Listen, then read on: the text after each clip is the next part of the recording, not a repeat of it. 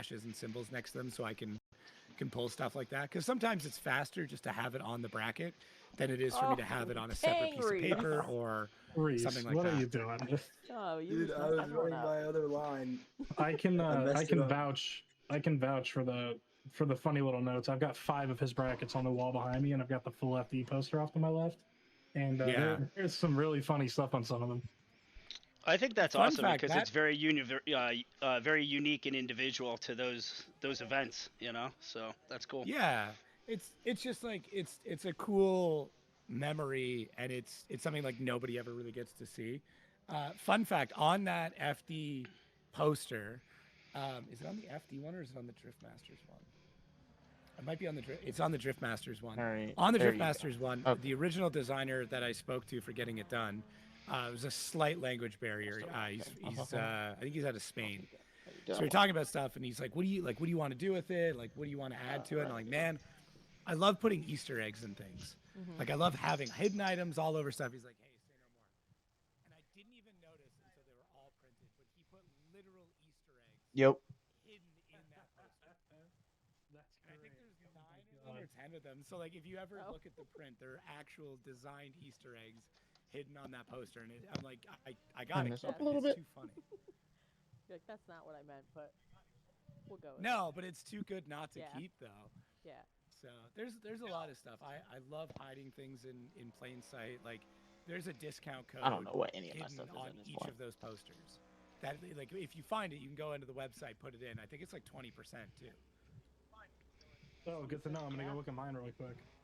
Yeah. Alrighty, Well, it's gonna looks take like a it's little live. longer than really quick, but yeah. And working well. That's the Um, intent. I've never done a stream with a stream. Yeah. I just. Well, I have, just- but I love haven't. Stuff like that. Like the website has. My website looks so basic, but there's got to be 20 different hidden things all within it. Because like I don't know, I got bored and I'm like, man, it'd be super cool if like there was all these strange things on the website, and maybe one day they'll all make sense. Coding guy doing coding things over here.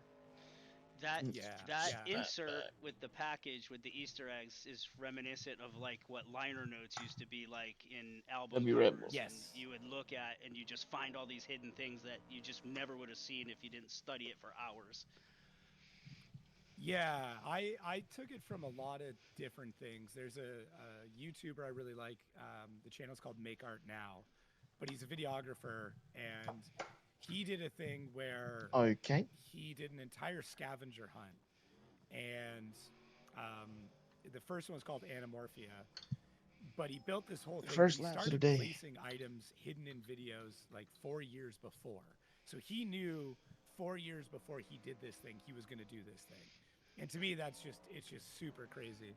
And he released it, and you didn't even know you were doing a scavenger hunt. And I caught on because in the middle of a video, he was doing like this animation effect, and there was a QR code in it.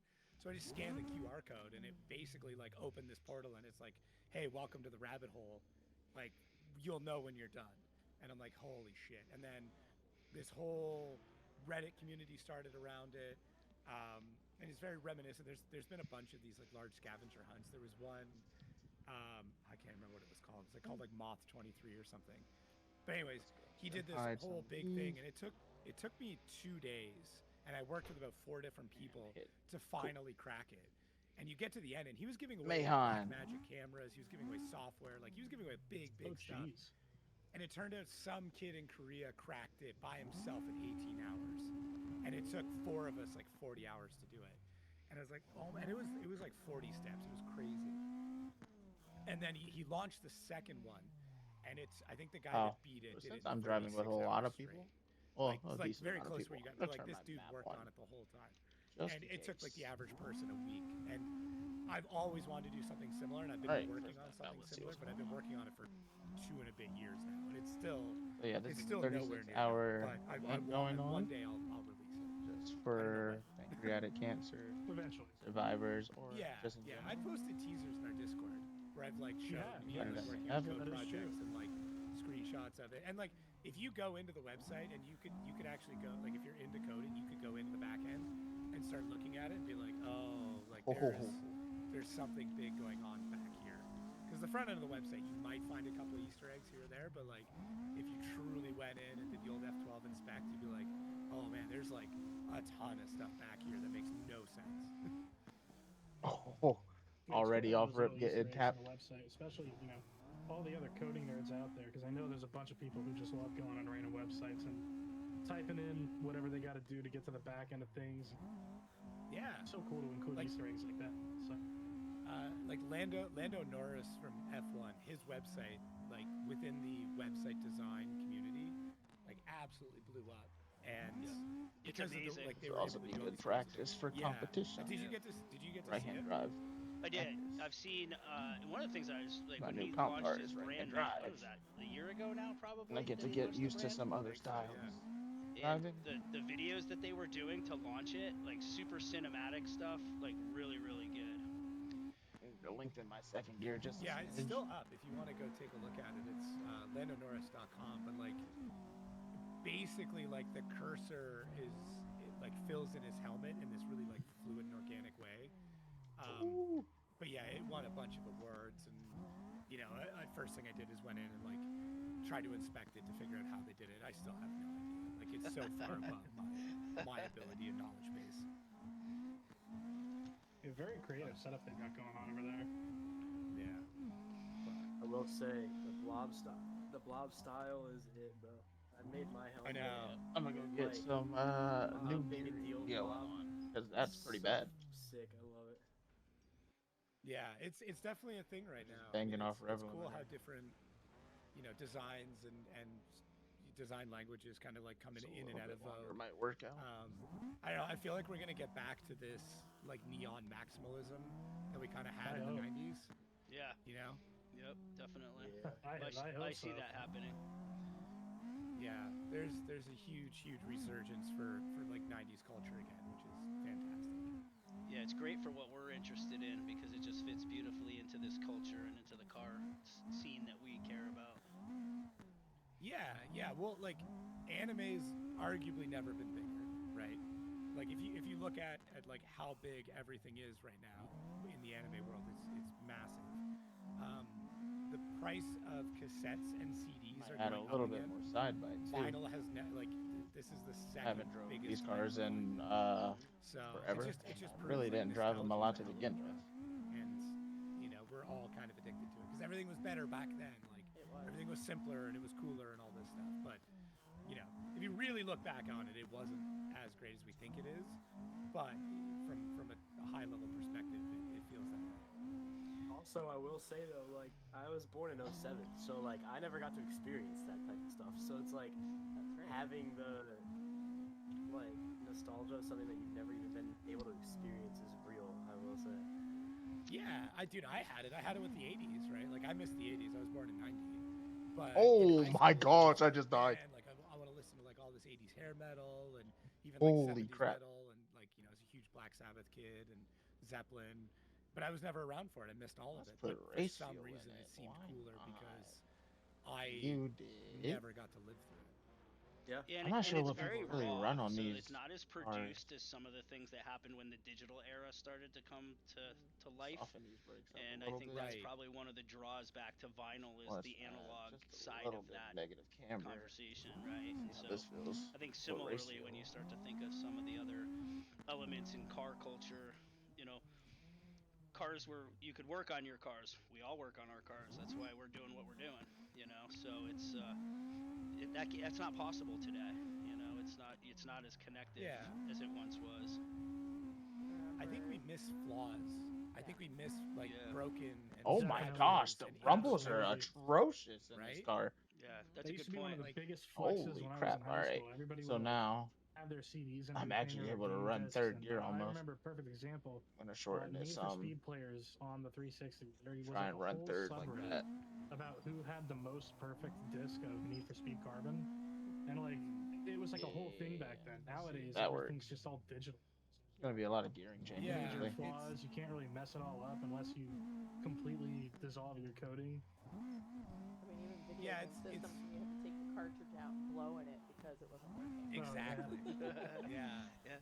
But even like I'm an '80s baby, so like I know all of it. there you go. Floats a lot because it's 81 mile an hour, and this Like, track really isn't that I mean, big. in drifting culture, like there's there's something about like having a bumper with like a perfect scrape on it, right? Like it's a beautiful car is great, but like you look at it and you're like, man, when's he gonna mess that up? Like when's that gonna get broken? But like you see a pretty clean car, but with like one perfect wall run scrape on the rear bumper, and you're like, oh hell yeah. He can drive. Yeah, yeah. Or that perfect donut. Yeah. You know, yeah, exactly. Like the wheel rub on the door, you're like, Totally. damn, he got doored. Like, yeah. But if it's too Reese messed knows up, a lot it's about like a that. bit much. Whatever. Well, the Poor funny guy thing got is, his brand new livery doored in the first event that he takes By his none cars. other than Connor By O'Sullivan. none other than O'Sully. But listen, if you're gonna get doored, having it done by Connor O'Sullivan Oh, is 100%. 100%. That's pretty badass. The guy in front of us spun, and then I looked to my left, and Connor's just full tilt. I'm like, God, dude, this is gonna... He's like, my bad. I was like, you know where to go. It's fine. I feel like this isn't like a big stretch, but I'm willing to put money on the line to say like in the next 5 years, Connor O'Sullivan will be a champion. That's not I'm gonna ridiculous clip to that. say that. So too. That's going on IG. Yeah. It is not ridiculous Yeah. to say that because I fully agree. Dude's aggressive, and he's got a really good program to back.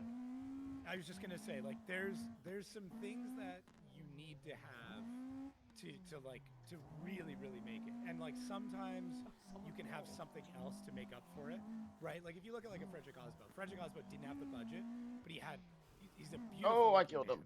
So that My helps, a bad. ton, right? Like for sponsors, God, it's great. you better be Hearing careful. is not Frederick working. Oswald Model, is basically. watching the I know, stream. I You're know. about to make him go I know. nuts. I know. Oh, trust me. That was a whole part of my day today was like that, dealing with that situation. But like incredible driver, very driven, had no budget, but you know all of those things made up for it, right? If you look at Connor It's too O'Sullivan, long of a he's gear. not missing anything. Like there's no part of his program that is missing right now. Try a really He's got long the budget, second. he has the facilities. He's got the car. He's building the team. Like he's putting together some crazy hitters on that team. He's a good-looking dude. He's got an incredible family. Like there's not as long as he keeps his head in it and like Hey, nothing Paul. out of the blue crazy happens, he's got everything he needs to be a champion within 5 years. And I will say, he is just a genuine dude. Like, I did East 10 last He night. is. And I can't even lie. We were camping. He was camping. Him, my sister, Cameron, and I were just sitting out in the middle of nowhere, Tennessee, just like outside of our camper until like 5 in the morning. I had qualifying the next day, but I was like, whatever. Like, it was fun to be able to just like get on a personal level, I guess you could even say. Just really be like, how is everything going? You know what I mean? But like, even in that sense, he's a good dude. I really do like him. His family's phenomenal too. Like the amount of like steak they fed me last year. I would just walk by their pits and they'd be grilling steak and be like, "Come on over, like let's get some food." I'm like, I'm not gonna say no to steak. he's another one like You Matt, see it, who never has not. He yeah, always has he a is like smile. Matt. Yeah. Yeah. Oh, 100%. Yeah, we have an ambassador named Bell, who I'm sure you're familiar with by now that he's jumped in your server too. Bell Yeah. Import.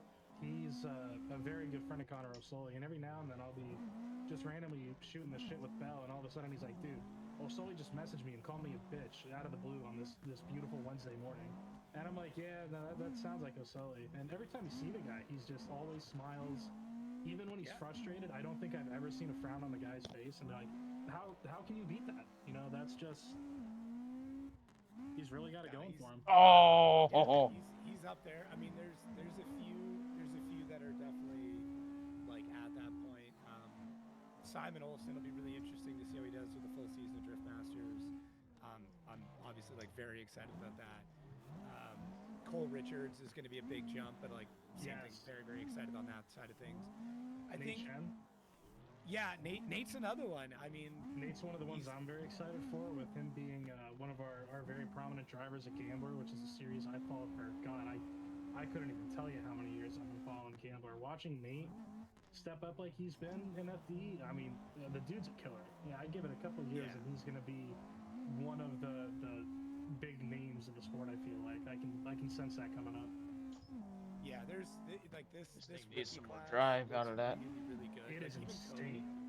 Cody, like even Cody, who's like of the rookie class is probably the biggest underdog. I think like after doing the podcast with him, he's got so much more tenacity than I originally thought. Like he was talking shit during that podcast, and I'm like, dude, I like afterwards we wrapped up, and I'll always say to like, hey, are you cool with everything that you said? And like sometimes guys are like, oh man, like I don't know, maybe like probably shouldn't talk about this. Like, can you like take a look at like what I said here? He's like, nah, I'm cool. I'm like, you know, you like called out some big names. He's like, yeah, whatever. We're gonna see what happens. I'm like, all right, sick. Send it. He That's might, the kind of energy we need. I don't know if I yeah, want he might be the softer bad guy I've tires. been like waiting for. Like Yeah. I've been waiting. Yeah. I would love it if you get the chance to. Oh my god, what the fuck? I saved. Yeah. I saved it. I don't know what just happened. I just watched an 8.6 go under the map somehow. That was something. But Strep, you're allowed yeah, 6 F-bombs in 36 hours. You just used 1, you got 5 left. no, it's okay. I'm No, gonna use that like was well 17 used more. It though. was. No, Yeah. see, that was a good use of it That though, was right? well played. See that, and there we go. There's one of our examples. If you use it right, it's like it flows. It's just there. Yeah. But yeah, you talk about the podcast, and first of all, I didn't even know my name got mentioned in the one with, I think it was Jack Shanahan. One of the guys from Oversteer Grand Prix was like, dude, I was watching Jacob on the podcast, and I heard Strepidemic, and I was like, I know that guy. And I was like, no fucking way. And one of the people that I would love to see on there now, with everything that just came forward with the whole roster situation, would be Nate Chen. Because one of the most watched clips of FD in years now is him with Birdski saying, I hope that you're not in pro spec next year. Oh yeah. Which is funny because he's not in pro. He's not in pro now, and guess who is? Yeah, I know. Yeah, I had, as soon as I saw the roster come out, I shot Nate a message to joke with him about it, and he was nothing but smiles and laughs about that. So I think he has some good insight to give you related to that one. What's so two things on that. One, I've already chatted with him. We chatted a couple weeks ago. He was actually the first pro spec driver to like hit me up to be like, I want to be on the show, which shows his professionalism, right? Because like no other pro spec driver was like hitting me up. They were like, I don't know if they're waiting for me to ask or what they were doing, but he's just like, no, how do I get on? I was like, dude, you just took the first steps, so you're good. So we're probably gonna record after Long Beach. One, we're kind of booked up until Long Beach, but two, I want to talk to him right after that. Like I want to get his genuine impression of like, cool, you've now driven against the big boys on one of the hardest tracks of the season. Now, how do you feel? Yeah. So I think that's the big thing. The other thing is like the like jokes about Nate Chen honestly came from him pushing so hard to be professional, right? Like he would do the stuff with GT where he's in like it wouldn't even be a pro spec weekend. He would be in Seattle with his full race suit on top of the GT thing, doing the halftime show, like throwing merch out. Guy, like people would make fun of him and like, oh man, like you know he's taking this too serious. I'm like, nah, like this is great. Like, you know, I don't agree with you. I think he's taking it as serious as he needs to. He's like embodying the dress for the job you want, not the job you have. Does it seem a little goofy? Maybe from the people on the inside, but to like some 8-year-old who's there is like, that guy's a race car driver. Like, oh, freaking lag. Like, look at his race suit. It's awesome. Look at his car. Like, it's awesome. Like, that's the part we forget about because we're so close to it. With how he takes it. Probably a whole daggum lobby tent in there right now. And one of the ways I heard somebody actually compare him to a quote-unquote racing driver, I guess would be the best way to put it, but a movie interpretation. Ricky Bobby is the name that I heard get thrown around when somebody was talking about Nate Chen. He's like, FD's Ricky Bobby, which honestly, I think that's a very, very fitting description for him. I mean, the guy he's goofy. He's a very goofy guy. You know, when you catch him in the pits, he'll joke with you. He's all smiles. He's all laughs. You know, he's on top there being professional whenever he has to be, but still having fun while doing it. Yeah. Which is a very refreshing take. It would be nice to see something that refreshing from a lot of the other names too, but at the same time, you know, everybody is their own person, and you know what they decide to embody is their own style. Have you ever seen his clapback video on me? What up? That he did?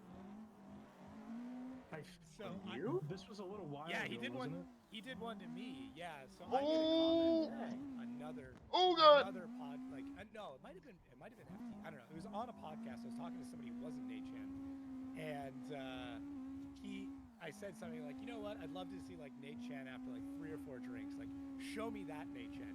So he made a video where he went out to the bar and he's like, this is Nate Chen after 1 drink.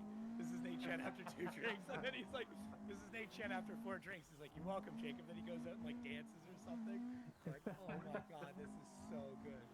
This is so good. Oh, dude, I think Corey Hosford just jumped. Yeah, I was just about to into the say, chat. speaking of FD drivers that are a fresh face. Corey. Yeah, buddy. Not an FD driver right now, but yeah, Corey Hosford's hanging out in chat.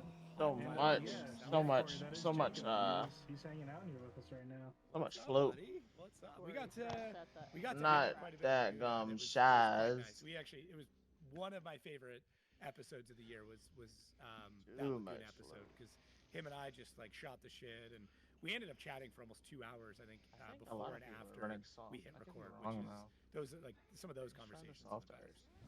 Hoss, are you in the Discord? If you're in the Discord, we'll get you on the chat. Yeah, we can get him if he's in. My uncle. That's Let my me see if boy. I That's can- my is boy. he in the Discord already? I'm gonna go try to track his name down. I know don't if recent he's and actually in around the Discord soft. yet. That'd be sweet if you jumped in here. I do love. Yeah, you know, I'm gonna the drop boss an house. invite for him. Hoss, shoot me a message Corey, if. Corey, if you accept or if you join this Discord, I'll get you the roles and everything, and you can jump right into the same VC that we're all in. We'll get you in here. We'll have you on for this. Yeah, that'd be good. Heck He's yeah. Corey's got some ridiculous information. Like when it comes to like knowledge about marketing this whole thing. Yeah, look at that. Yeah, I just finished filming with Micah and Gary. Oh, Might he's be, going might be a old bit. school, going back to the Hoonigan boys. Let's go. Yeah, that's that show against Travis, right? Yeah. Yep. Just leaving the track. What an OG though for hanging out. Corey, I miss you. We need to do. I think we need to do a full length podcast. Is what needs to happen. That would be a cool episode. I think it'd be like 4.5 hours long. Though. That's the problem. I think it'd go longer than that. With Absolutely. Corey's wealth of information and the shit shooting that he's capable of, man, I think you'd be. Oh, it's next. I think level. you'd be generous at 6 hours. Oh yeah. It'd be one of our like 3-parters. Like, Might yeah, pump so up the the next pressure part just a 2. smidge. That'd be Or I one of just your might need make to more buy grip time. out of the Yeah, that's What's one the of those like, name? let's swap out the memory cards kind of shows. So fun fact, Jacob. Back in 21, we shipped Corey's car out here to Connecticut and did the Ignition Speed Festival. And one of the most iconic photos I own was Shutter Slayer took a shot of Corey drifting around me and Bruce Lee, whose son was Andrew Lee, who started Driven to Cure, with the F Cancer shirt. And That's sick. so it's a super cool thing. And yeah, one of my Super iconic favorite photo. moments of this program and initiative that we started all the way back in 2019. So That's super cool. I'm I'm gonna gonna have to look pump that up the man. tire That's, pressure just a That's pretty smidge. epic. yeah, it was really cool. I'll send you a copy of it. It's cool. Let's see. Yeah, please do. I feel like I've seen it, but it's so tough with the amount of media we Oh, of are more or course. less forced to consume every day. Yeah, buddy. Yeah. Love you, Ain't dude. much. Yeah, Hosford's an OG. Like, absolute OG right there. I Martin Luther honestly Wayne, can't think of crazy work. how long it's been since I've known his name at this point. I mean, Let's see how I mean, fast I, they are. uh, when I would have first seen Some him. of them, I think there's a mix between soft and. I knew a medium little tires. bit about him before kind of Maximum Driftcast, but then obviously that was a big pop off. And funny enough, with my old podcast, I'd had Sam and Paco on. I think I had them on like multiple occasions as well. And I joked that I was trying to like collect Corey as my last person because I'd even have him with like Big Balls Brian as well. And I was like, I just need Corey, and it took years before I finally got him on the show. And it wasn't like anything in specific; it's just we couldn't get the time together to make it all happen. But yeah, I was pretty stoked when I finally got to finish off my collection of Maximum Driftcast hosts. It's like collecting the Infinity Stones. Ah, Yeah. tap. I don't know if it unlocked Totally. any power, but I definitely felt different after that day. But it was also kind of sad because I'm like, man, the collection's done now. Like, what do I do? I should have pinged Paco and got him on too. We could have a Maximum Driftcast segment. Oh, you should. Good luck getting You a know, hold of that- Sam now. I feel like he's just like locked in his office all the time. That Facebook group is either the best thing in the world or absolute hell on earth, and there is no in between, and I love that. Yeah. Because I remember a time when it started where it was like just, you know, it was the place to be. Nowadays, you post the wrong thing and your IP is getting leaked, your home address is getting leaked. It's turned into something so crazy. But like you think back to when it all started, so like iconic to see. Oh, it was crazy, especially if you had something like shared in the Maximum Driftcast like Facebook group. Like you're like, You that's the it. shit. I made it. You I made it. made it to the My top. thing Like made there it. is no climbing. Yeah, yeah. It was a good time. It's definitely. I mean, it's still active. Obviously, there's still a ton of shit going on in there, but it's not as prevalent as it used to be. But it is what it is. I mean, that's how things go. Fart video, Jacob. You need to make one. I need to see the original fart video, so I don't know what I'm up against. Yeah, That's I just took a picture of that lore. that comment so that I could put that on the out of context channel because that looks really bad out of context. Yeah, Corey Hosford asking Jacob Gittins to fart on camera?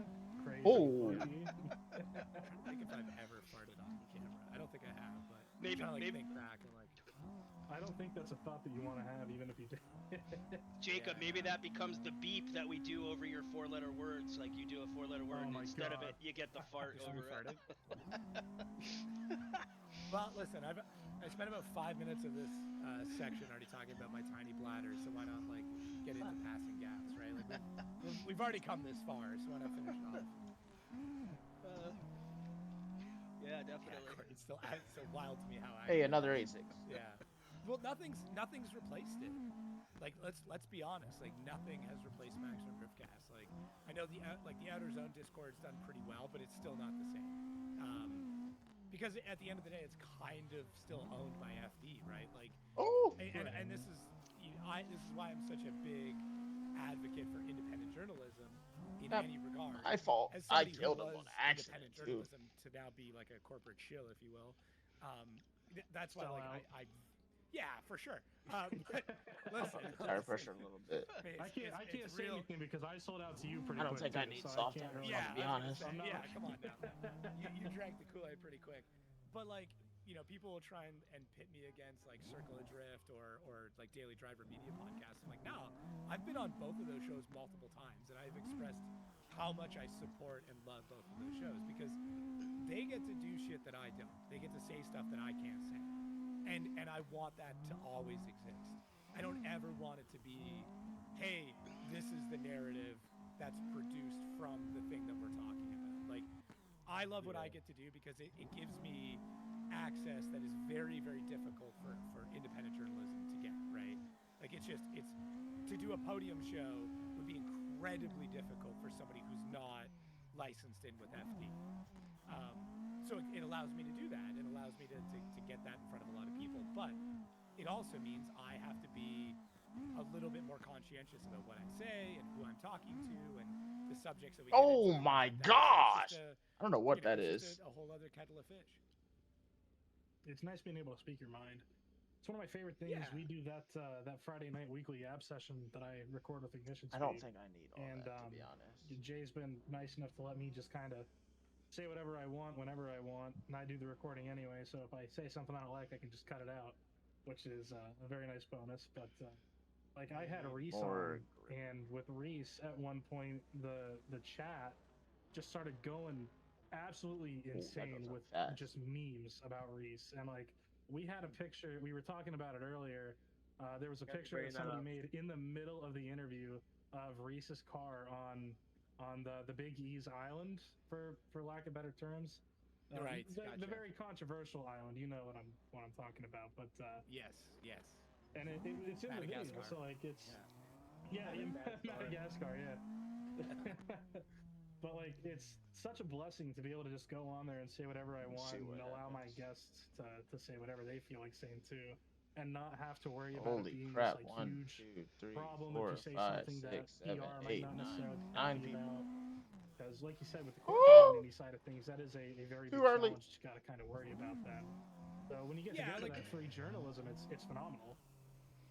Listen, there's gonna be a day where like people are gonna get sick of me, and I'll no longer be like officially affiliated with series or something like that, and like I'll just Jeremy Clarkson it. That's how I look at it, right? Like Jeremy Clarkson was always a little bit edgy, and then when he finally, at the end of Top Gear, the Grand Tour got kind of like crazy. Like if you really look at what he said on the Grand Tour, when it comes to like the grand scheme of television, was pretty unhinged, and they got into a lot of shit about a lot of stuff. Yeah, But for then, sure. That was one of my favorite things to read about. he didn't care at that point, He was so far into his, he had the success and the following and the support. He was comfortable. I gotta see if I can They got find a track it. mode. Uh-oh. There's from The Gambler. They're from the movie The Gambler in 2014. Oh my god. What just happened, bro? Dude, who is this? Who am I? That was Paul missed Moss. what's going on. That was Paul Moss. Dude just took off like a helicopter. Look at my rearview mirror. I'm in the S14 in second. Dude. I'm looking in the back and see him gone. I feel like the live stream is behind, but Aristo take off. Yeah, there's a little bit of a lag. Oh, snap! I'm excited. I didn't expect that. See that because he's spectating one of the other cars. Well, he's watching the stream, I thought, right? I'm watching the live stream right now, so I don't know what. No, I don't. I'm hoping I don't it just think that pops they up had it on. No, because it's already caught up to where he's waiting in the pits. I know it wasn't on the stream, but I'll go back and I'll get you to clip it some point. Yeah, that'd be a good one. Paul just took flight on us. So. Sorry, yeah. There's a scene in a movie called The Gambler from 2014 with John Goodman, and he talks about the power of FU, and he basically says like, once you make, I think it's like $250,000, which at that 2014 was FU money. He's like, you get yourself a house, you pay it off, you get yourself a crappy little Corolla, with a good warranty on it, and anything that comes across your path, you can just say FU to, and you just decide what it is you want to do in life. Oh! Like, that's your fortress of solitude. You don't want to do something, F you. And it's like this really powerful scene that is incredible. That's just stuck in my head. And it's like a point I would love to get to where it's like, cool, I don't have any bills. My debt's paid off. I don't have to worry about anything. I can just do the stuff that I want to do. That's and dangerous. to me, like, that is the true freedom. Like, I don't want so much money. Because Yes, that W MATSURI MATSURI for sure. I just want to get to the point where That's not crazy. I don't have to work.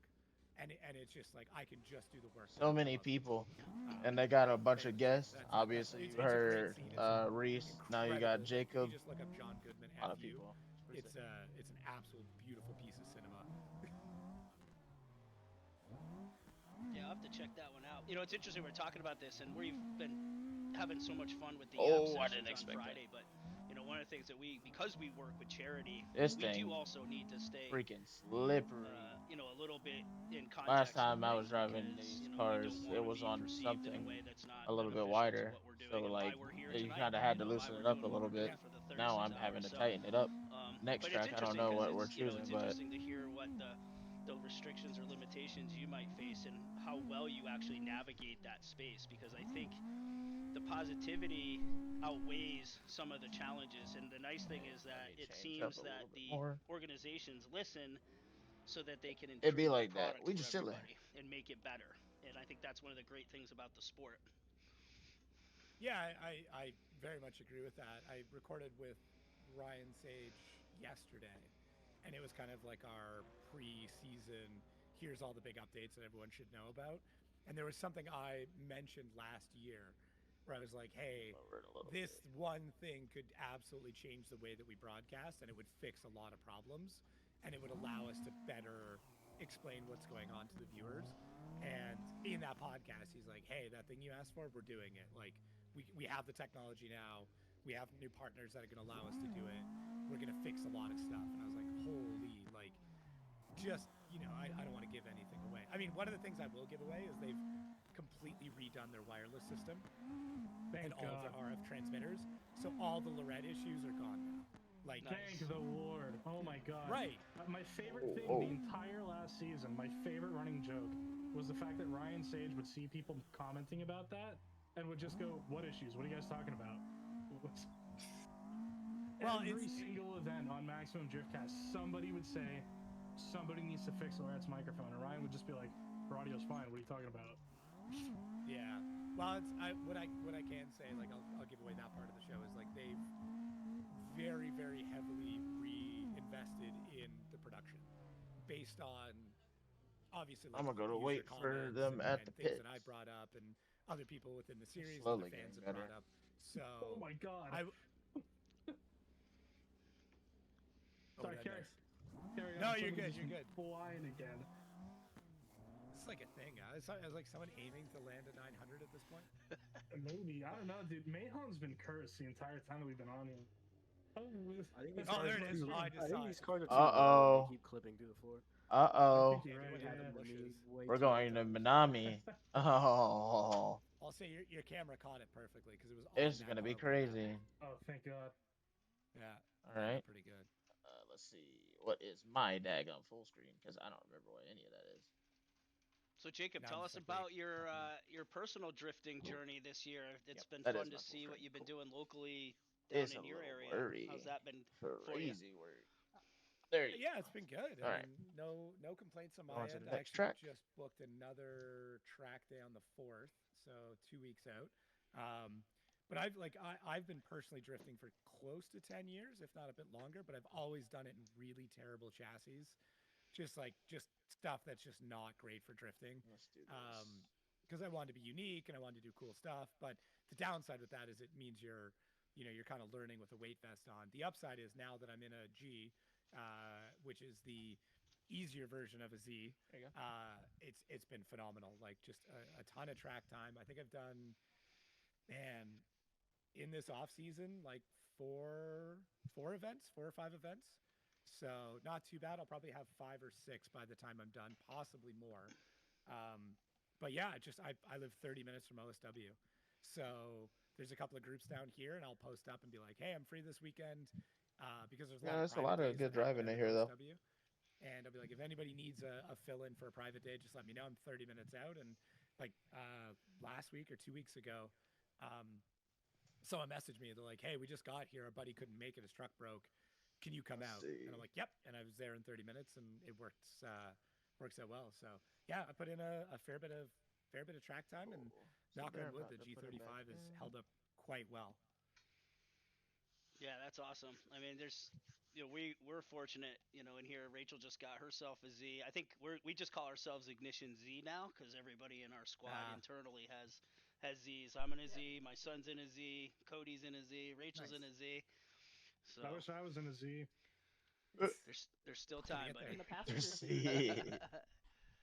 I could, yeah. I'm gonna go get in the Yeah, passenger straight seat to with Rachel. I'm gonna be Minami. your co-driver. That's right. There you go. There'll be a lot of Yeah, tuning the G is changes like per track. it's so close to a Z, but it just rotates like a little bit slower, and you have just a little bit more time, and it's a little bit more forgiving. Like I know a lot of people like, oh yeah, Z is definitely like a great starter car. I would argue a G35 is a better starter car than a Z is. I can understand I had a that from the daily one. perspective that you It was just a gave. black 4-door. I Okay. think Rachel would argue that. Yeah. What did he say?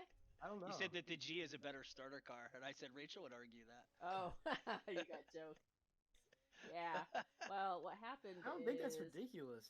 Is that to be honest. Rachel had big balls her first time out on a certain track and went full send and didn't know there was a dip that would suck you into the wall. And well, I rearranged the chassis a little bit. That sucks.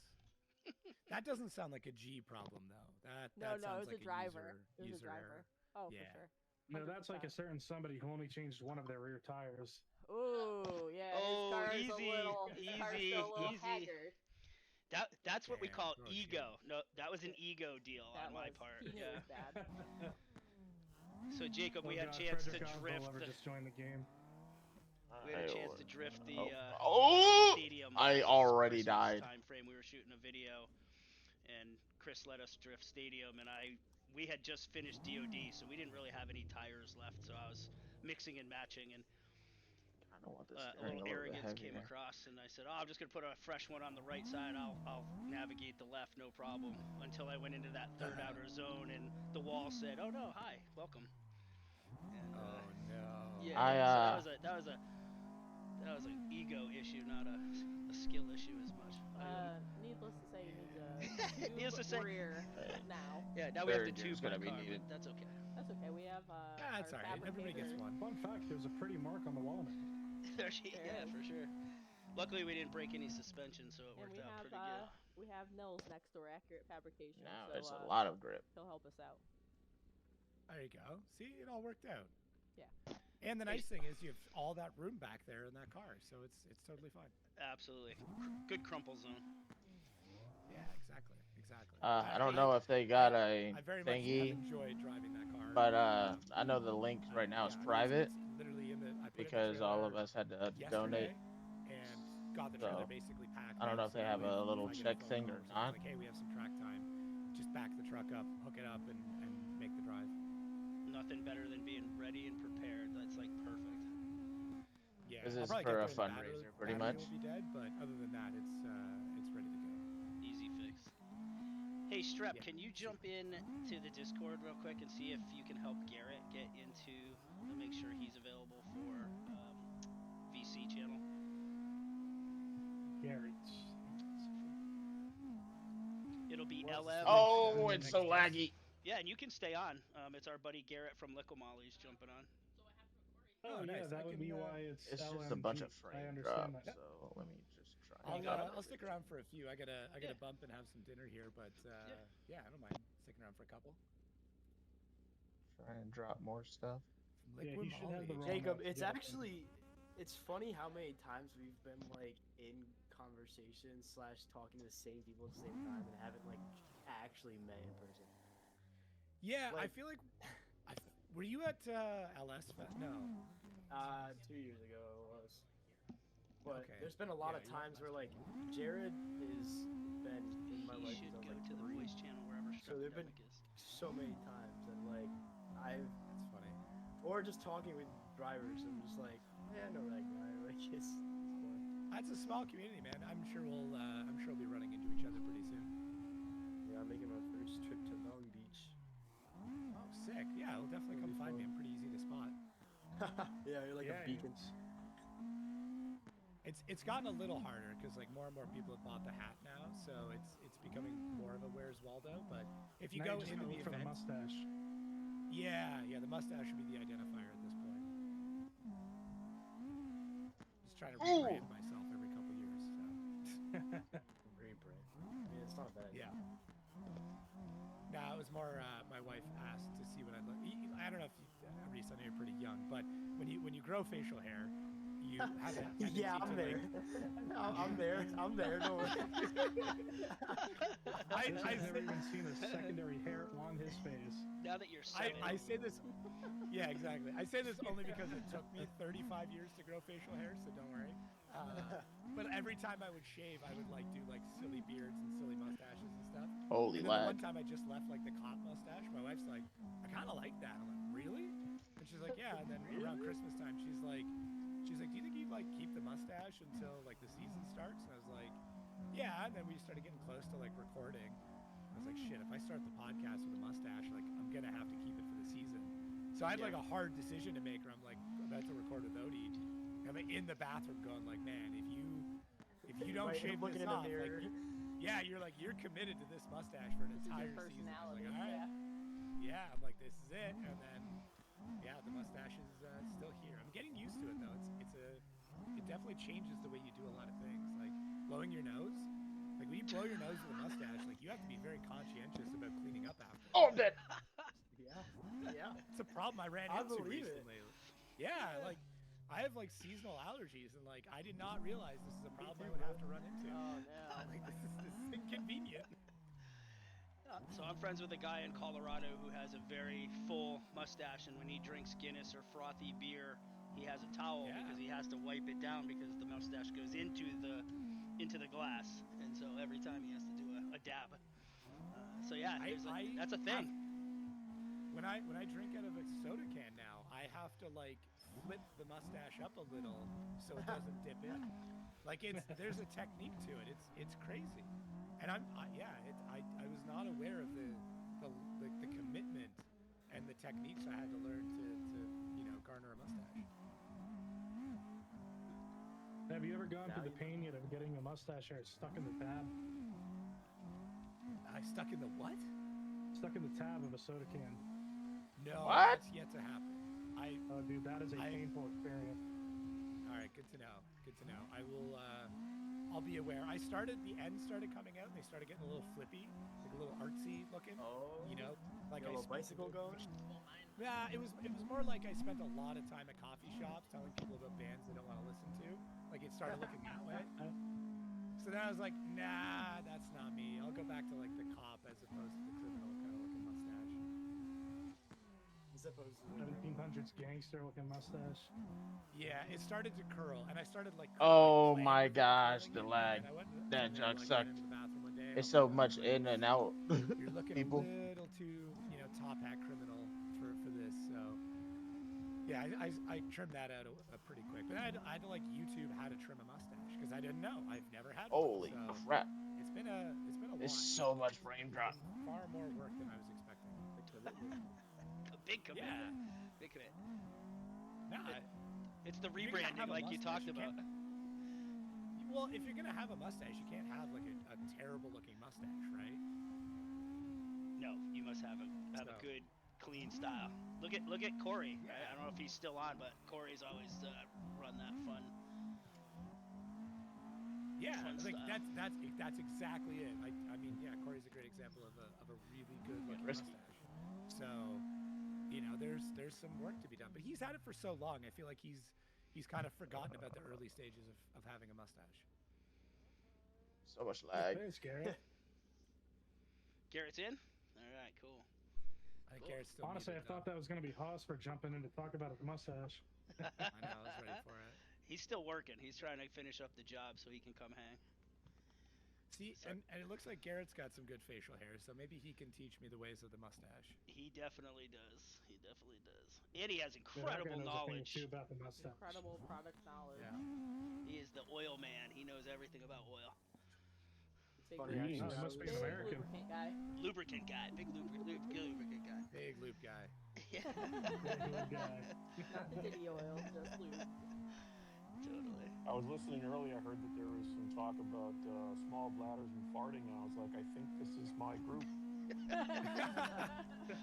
These are my people. These are my people. Yeah. That definitely did happen. Nice. Well, this is pretty cool. So I'm in. I figured it out. Electronics. Yeah, it's incredible. So it's funny, kind of throwing back to our earlier conversation about the rebirth of nostalgia, and then it is digital capabilities that are allowing us to do what we're doing right now at this level with very little knowledge or experience. And so it's amazing what the new technology allows us to do. Kind of going back to your coding conversation, Jacob, earlier about what you were dealing with through the whole day. Crap. So Start stuttering. It's impressive what we can do with one computer and a bunch of inputs. It's a blessing and a curse, that's for sure. It is, for sure. Absolutely. Hi, Sully. Sully's ready for dinner, buddy. Yeah, I did. Yeah. So Jesse's in. Jesse from the Drift Cult. So he's here. Yeah, I just got Jesse Get the into wall. a couple minutes Oh, ago. he did. He was having some trouble. Cool. Nice. Well, speaking of dinner, I'm actually going to go make some. But I appreciate the time, guys. If I'm definitely going to check in before hour 32, but I will 100% be back for that time. Yeah, please do. This is my practice for the Erie gig. Oh, nice. He's doing a good job, Jacob. We're proud of him, man. He's the right guy. I have no doubt in my mind. But you guys enjoy. If you need another time spot filled in a little bit later, I might have some more time tomorrow and be happy to jump back in. Love to have you. Sure, Thanks for taking the time, buddy. No worries. You guys have fun. All right, I'll talk to you soon. Good talking to you. All right, see you, bud. See you, Jacob. Love That'd be Jacob. Love him. Yeah, he's great. This is awesome. So Garrett, how you doing, buddy? Good. I was just going to start bragging that I got the 24 inches on the tractor tonight before this call. So I did manual tire changing. I don't know if you've ever done that before, but it's I'm hurting everywhere. Did you do a full set, or just was this one replacement? No, the two fronts. Really? It looked a lot easier when I started. I'll bet. No! Was that a YouTube video? I probably should have because there was a lot of words. Extreme is not Yeah, one no, I started extreme. breaking them down. The first one was like a piece of cake. I was like, oh, this Let is me like do an this. ATV tire, no problem. I got this. The second one, the guy used It's just freaking frame drop, the really. sealer in the tire, It's not and the bad on bead was anything like else. welded to the edge of the rim. I had to cut it off with a skill saw, Huh? then use a hacksaw to cut the band, then Oh peel that off. Then I no. had to strip the inside of the wheel. Man. Okay. So yeah, that was what I was Try doing for the last smoothing 2 this hours up before this. some. Well, Good times. do not envy that. I cannot lie to you. Frame drop is great. You got it done. That's always a plus. Get her done. Please, got work please, to do in the please. yard tomorrow. I think it'd be so scary. Now you can, Not know yeah. if he now was you gonna can get tear hit. stuff apart. Anyways. Yeah. Oh yeah. Yep. This is the quiet Finally season. taking some laps. That's After what most people I've drove on. couple hour long break Drove there. with. I It think was I took a good, like, an hour and a Minami. half of driving. That wasn't a competition. So you guys are sim driving while you're on this, or there's other drivers? Me and Reese both are. Oh, cool. I've been on here simming since we started at noon, so it's been almost 9 hours now with a little bit of a break in between.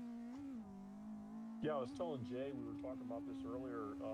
So we, through Liquimolly, who I work for, we have a lot of connections with The Forza the IMSA drivers and that kind of stuff. And we're partnering up really tight with Turner Motorsports. And it's kind of funny because Robbie Foley just talked about, we had him as a guest speaker. He just talked about how the sim driving was his bag. That's where he started getting all of his skills together. And a couple of the other senior drivers, one just got entered into the Hall of Fame, where they were talking, and he wasn't using a sim up until about maybe 6 years ago. And he's been a top BMW driver for, I don't know, since the 80s. And the difference between being a sim driver and that skill set, it's so laggy. Oh my gosh, I just crazy died. improvement. Such a cool thing.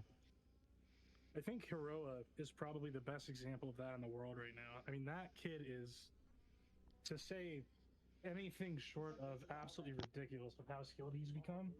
The sim has so much to do with that, let alone the fact he's got such a drifting family around him. But I mean, the kid puts in more sim time than I think anybody else I've ever seen. Yeah, I've had the chance to look at his hours before, and I've never, ever once in my life seen somebody with as many hours on a setup as this kid.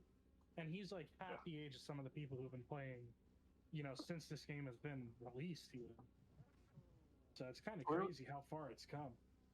There was a gentleman, I'm trying to remember the name of the sim company, but they were starting up a company. They're based out of Boston, and they had their sim set up at Lime Rock probably 4 or 5 years ago now. And we started talking, and he and I were in conversation for a while, and he was developing it. And I was saying, I'm from the parts world. I'm from the mechanical side. I said, this is all cool, and holy crap! And then we started talking. I said, well, how does this mainframe work? Like, if I got a Mazda Miata and I change my suspension, he goes, oh yeah, we do it right here. And he showed me in the sim how he upgraded the suspension. And then we're at Lime Rock, so it's coded to Lime Rock, and then the adjustments are made for that track.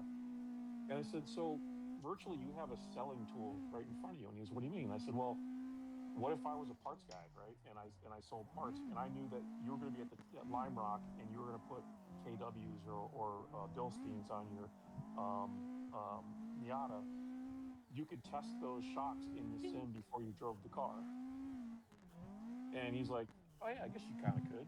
And I'm like, yeah, because you've got the choice setups with the spring rates and everything built into that whole program. And I didn't realize until he showed me the backside of that, of how the sims, how delicately or technically correct they are, changing tires, changing suspension, obviously horsepower. There's just so much. There's such a cool subject there. Frame drop on the jump is scary. Yeah, I will agree with that.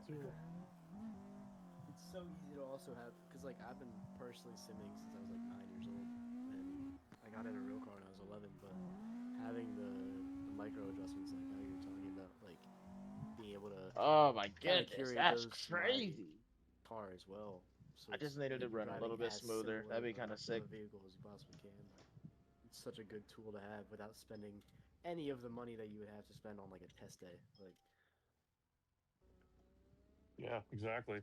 I didn't realize how far the technology had come. Whereas like the sim recreation of the actual physical driving is so close. I might go Obviously, there's adjust some different things like temperatures, and there's other cars out there. settings. See, But it was pretty cool. It was a must good topic. I don't know watch. where they went with it, but I just saw that being something like a future thing where, you're a young guy, you go and you get your Volkswagen GTI, and you're gonna do some track days with it, and you go on the track and you get a good time, and then a pro driver drives your car and he's like, dude, you got understeer, you got oversteer, you got all these things, and then you go to the sim and you adjust those things he said with the components in the game, and then, oh wow, I just improved my time.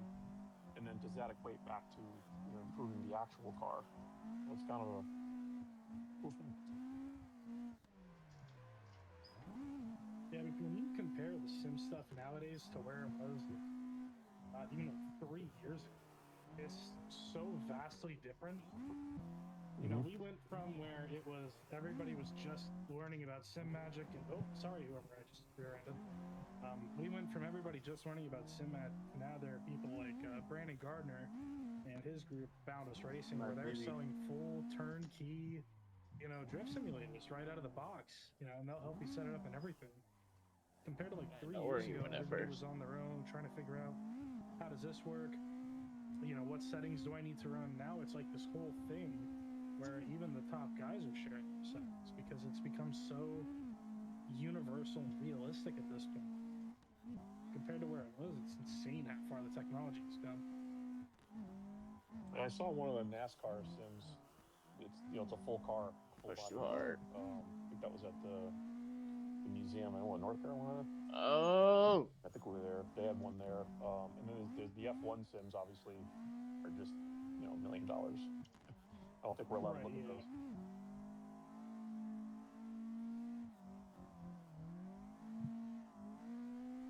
Yeah, no, some of those are very, very expensive to say the least. So on the live streaming, how do I watch the live streaming while we're talking? So if you It's on YouTube. It's on YouTube. I will send you the link. You can go. I got the link. Jay sent it in a text. Oh, perfect. Yeah, that would be the one. Yeah, unfortunately, Jay is on a camera that's in the pits right now, so it's not really showing a whole lot. He walked away, and I don't know how to change it. Okay, I'm gonna. Can't help I ya. think it's Control F3. With my luck, Should let me cycle through shut drivers. this whole thing down. I'll do it right now. There we go. Okay, there he is. I was like, you do not want me to touch this.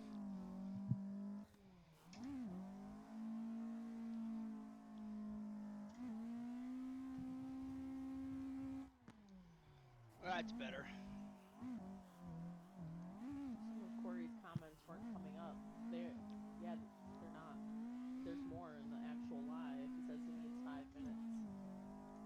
Jay, what are you doing under the bleachers? I'm gonna die. Oh, I didn't die. That's why he walked away. That's not pudgy. Scrolled into it at some point, and it lost him. Just sat there. Yeah, Corey, just let me know. The boys hit the wall. Crazy If work. you have the access to the Discord, I'm gonna send it to you right now. Corey's in. Corey has the Discord. He does. I thought he did. Okay. Yeah, no, he got in. I got him his role and everything. So whenever he's ready to jump on, he can. All right, cool. My friend has tried joining the Discord and can't find the voice channel to listen to this. Yeah, if they can't find the voice channel, they just need to hit show all panels. You do need to have one of the roles to access it, so that not everybody can get in here. Okay. But anybody who is supposed to be a guest has it. He's part of our internal team. Yeah. So just assign him ignition credentials. I can't. Not now. But... No, I mean like I can't invent. You're the only one who can give you. Oh, see? You're the guy. Well, for now, just give him the. We'll change that later, but give him. Are we talking about Corey? No. No, Mike. Who are we talking? Okay. I was gonna say I'm mid lap, so I'm not too sure. Maybe we were talking about Corey in 1 second. I did not expect that. I also thought you guys were talking about Corey person. Rachel shifted gears. She downshifted. I downshifted. I just crashed and killed myself. So. Rachel, you out there on the track? No. I'm sitting in the shop. Who am I giving this role to? DFaz_driven.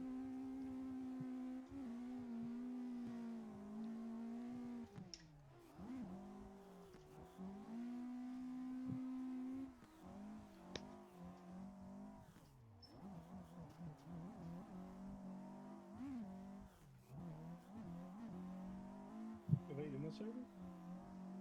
Well, so he joined the server, but he joined it under Vagrant. Holy crap! And then after he joined as Vagrant, he went and changed his name to DFaz_driven, starting to lag but now. it may not have taken. He's got the role now, yep.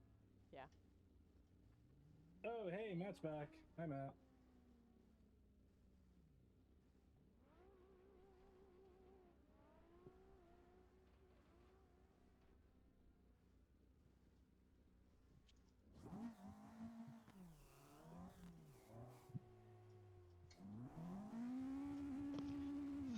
So we're 5 minutes away from 9 hours. Just a little quick check. We're at 1,879, I think is the number.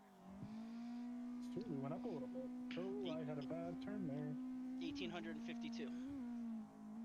So 25% to goal, which is fantastic. Grab, meet me at the little hairpin right before entry. Just so you guys know, there's a time delayed recording of everybody's talking coming on afterwards. Yeah, that's so that we can protect the sanctity of the stream in case you say something that we don't want you to say. Oh. Matty Mats. Because we don't know how to fix it. Let's be honest. That's probably the truth. Matty Mats back. Let's go. Reese, is this you in the 15 or are you still on a 36? I'm at 14, right here, the blue one. Oh, I see. Yeah, I have no idea, Chase. It's some Irish guy. Oh, that's probably very cool. She's one of the ALDL girls. ALDL in the wall. Alright, come on, let's lock in.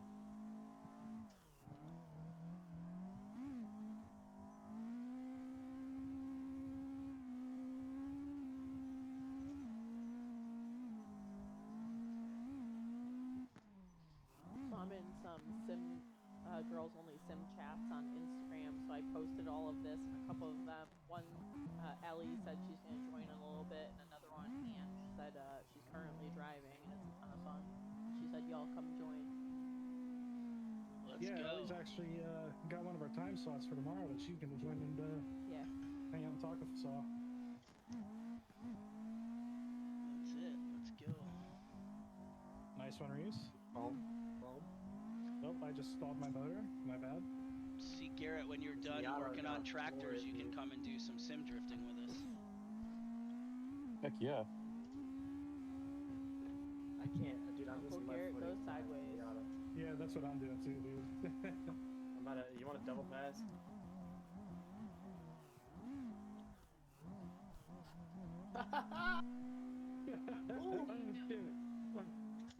It worked until it didn't. That was sick for like 2 seconds. Jay, can my drift vehicle be a motorcycle? That could be. I mean, yeah, technically. You can do whatever you like, honestly. So we are $16 away from moving into the 8th spot in the Connecticut donation. So we just need a few more people to jump in, and if you guys know anybody who wants to get some sim driving in tonight, let them know. $20 donation, they can sim for the next 20. What are we at? 27 hours? Yeah, 27 hours. Yeah, 27 hours. Yeah, in fact, Damn, it's going fast, dude. I think by the time we're done, we should be able to crack the top 5 in this fundraising. We'll be doing our next. We'll be doing our next giveaway at midnight. Exciting so stuff. Anybody who's donated so far will have the opportunity to win some Ignition Speed merch. If you're listening and you haven't donated, then you still have time. Heyo. We'll be back in a minute, boys and girls. All right, buddy.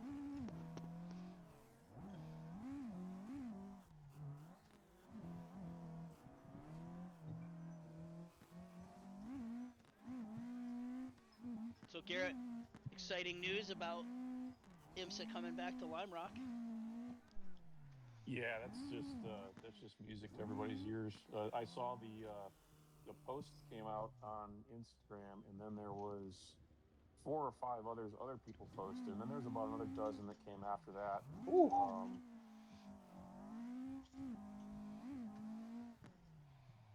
Yeah, it's gonna be definitely good. Speaking of IMSA, 12 hours is tomorrow. They were qualifying today.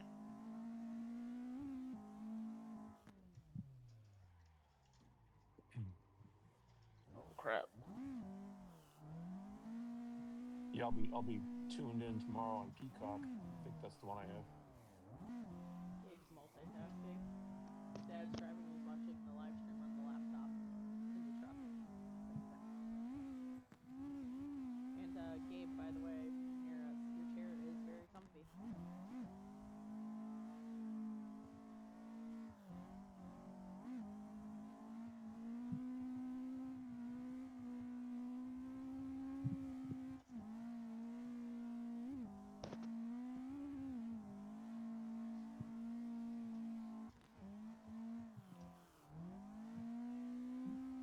So which track is this? We are on. I wasn't paying attention before. I was looking at all the pan can stuff.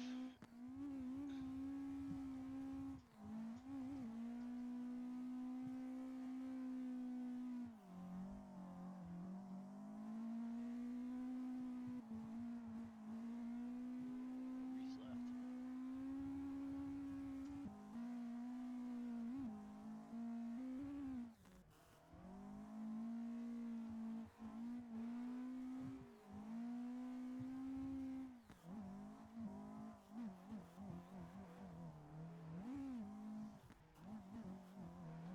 Hey Revs, just checking in. We're at $1,852 as we clips the 9-hour mark right now. So $1,852. So 25% of our total goal we've hit so far.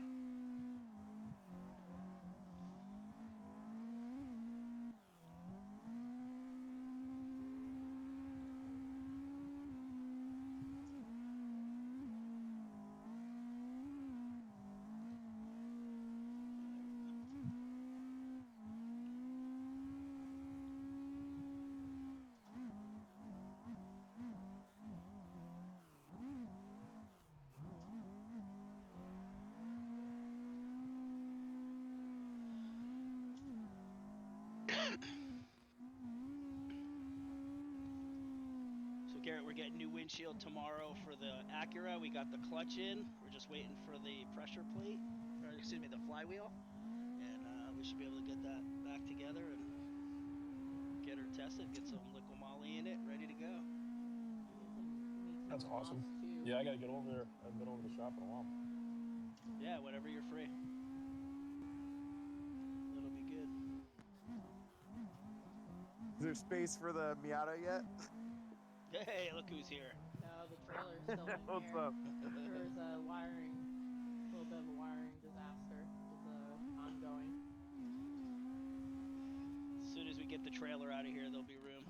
The Miata and the 240 and the trailer are leaving. What's the wiring disaster on? All the wires are ripped out. So the car? Trailer, trailer. No, the trailer. Trailer got pulled out of the snowbank. All the wires left the chat. When they plowed all the snow from the 40 inches of snow we had, they used a loader and they made giant piles, and they basically, the snow fell off the top of the pile onto the trailer. And when we tried to pull the trailer out, all the wires underneath were stuck in the snow, and it literally yanked everything off the trailer, like off the axles and off underneath the trailer. So Good time. yeah, but it was alright. It needed a rewiring anyway. That wiring was junk. That's original, probably, right? It was, yeah.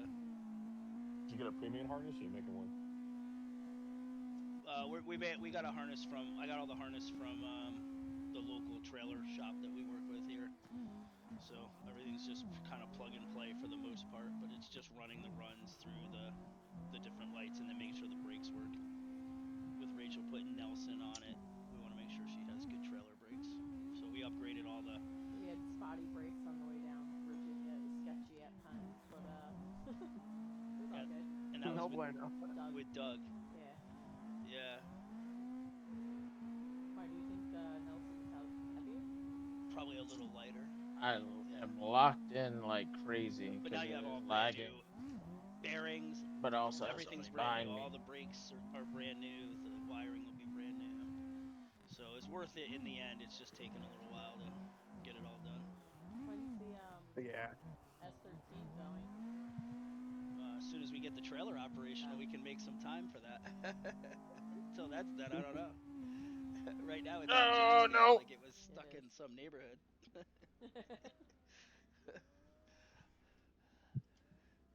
It's a rough neighborhood over there. We trip out there sometime and lend a hand. Yeah, you got to bring that car down. What'd you decide on the trans? Did you decide to go with the 6-speed? Because we have that. We have one here.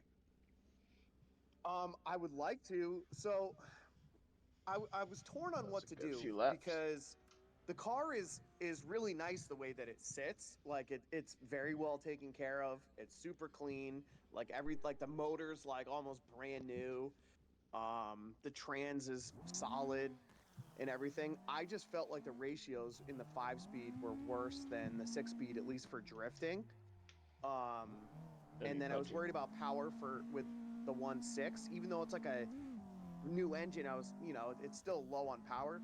But I think what I'm gonna do is I'm just gonna turbocharge the 1.6 instead of doing the 1.8 swap. And then I just need to figure out about getting a 1.8 rear diff and weld it. And then I think I should be okay. Yeah, cool. All right, yeah, that would work out. I don't know. We'll see. We'll see. Once we get it there, and we start tearing into it. I'll see where I'm at. We'll keep that one in inventory in case you make a decision change on that. Yeah, I think the 6-speed would probably be a better option for me, just because of the closer ratio gears. But I don't know. Yeah, that's an interesting one because I would have thought that the 5-speed would be better for that car, but I think that does make sense with those ratios now that you said it. Yeah, I hopped on the Miata Drift forums and stuff, and I was kind of like asking around. Pudgy go? New to the whole platform, and it seemed like a lot of people were like, "You got to get rid of the stock 1.6 VLSD." They're like, "It's great for road racing. It's terrible for drifting." Yeah. So I gotta take that out. They said get like the 411 welded 1.8 diff, and then I need axles and a drive shaft. And then the trans, people were kind of split on it. It seemed like most people said get the 6-speed for drifting. Some people said it's fine to keep the 5-speed. And then the 1.8 I wanted to get just because they're more plentiful, but the 1.6 is kind of nice because it revs out real high. It does, yeah. I think for drifting, it's probably a good motor for it. Yeah, that's what a lot of people said. So I was like, I found a used turbo kit on Marketplace, and I was like, I just need a little bit more power. So even if I get 200 horsepower out of it, I'd be happy with that. Well, hopefully Darren jumps on here at some point tonight, because then he could tell you definitely what would make the most sense. He is the Miata master. Yeah, I need that. I need the Miata today. Because I've just been kind of raw dogging this whole thing.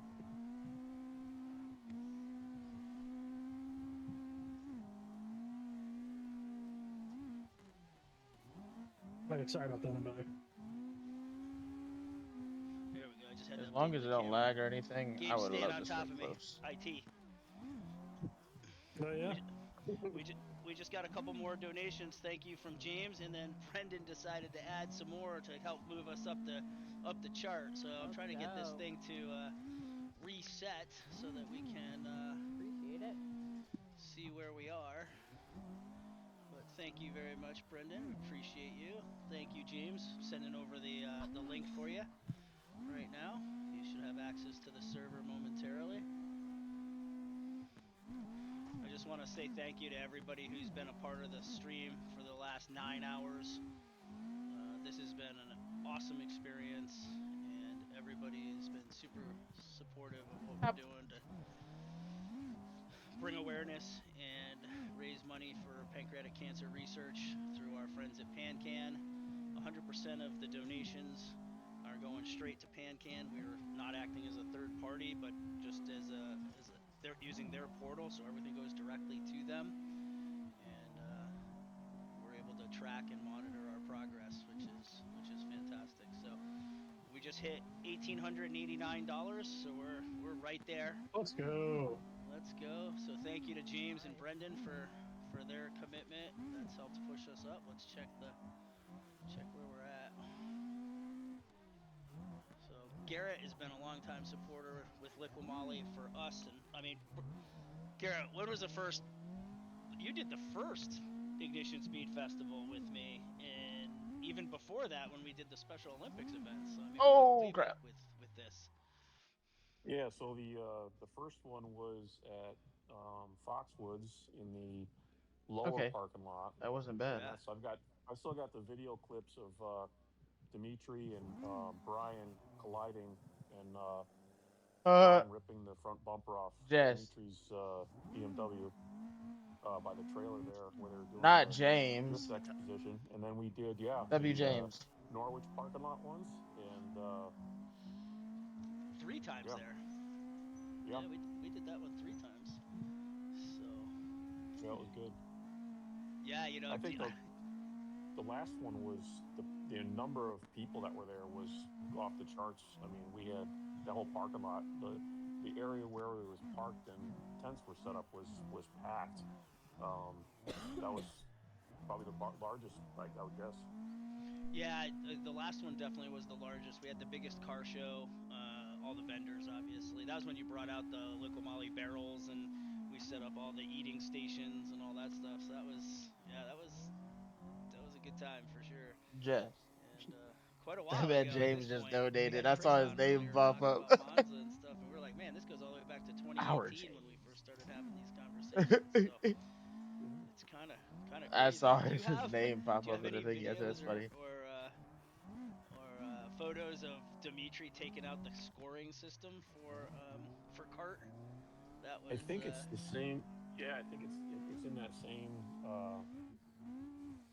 Yeah, no, he went over the cables when he contacted Brian. I'll have to send that video to you.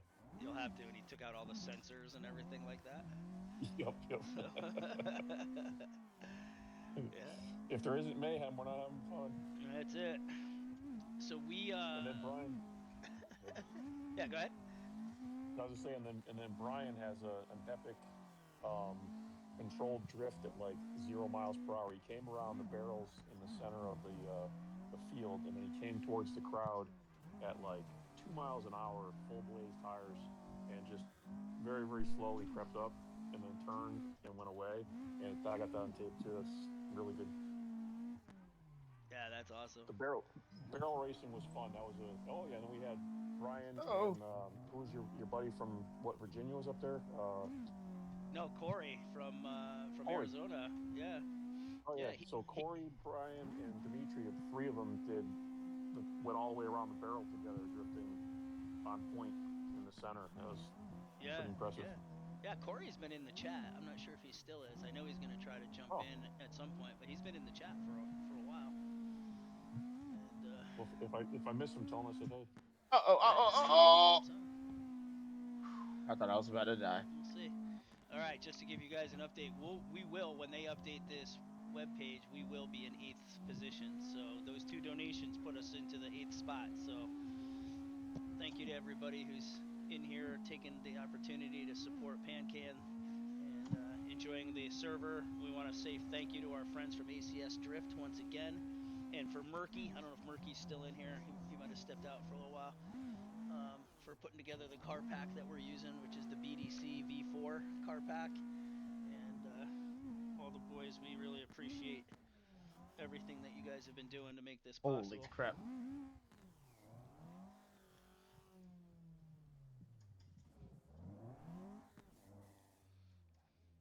I want this thing to update. I want to see us in 8th place. Let's go. There we go. Now we're in 8th place.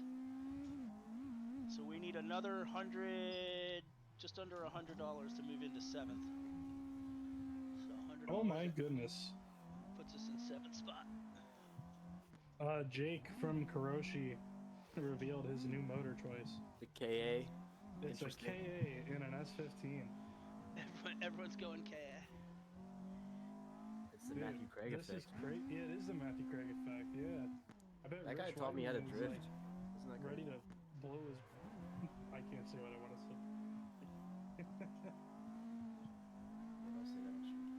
No, I can't. Rich, if you ever see this, I'm sorry for your loss. That's very unfortunate. Just means more SR parts for him. So going around the room, what was the first car you drifted? Oh!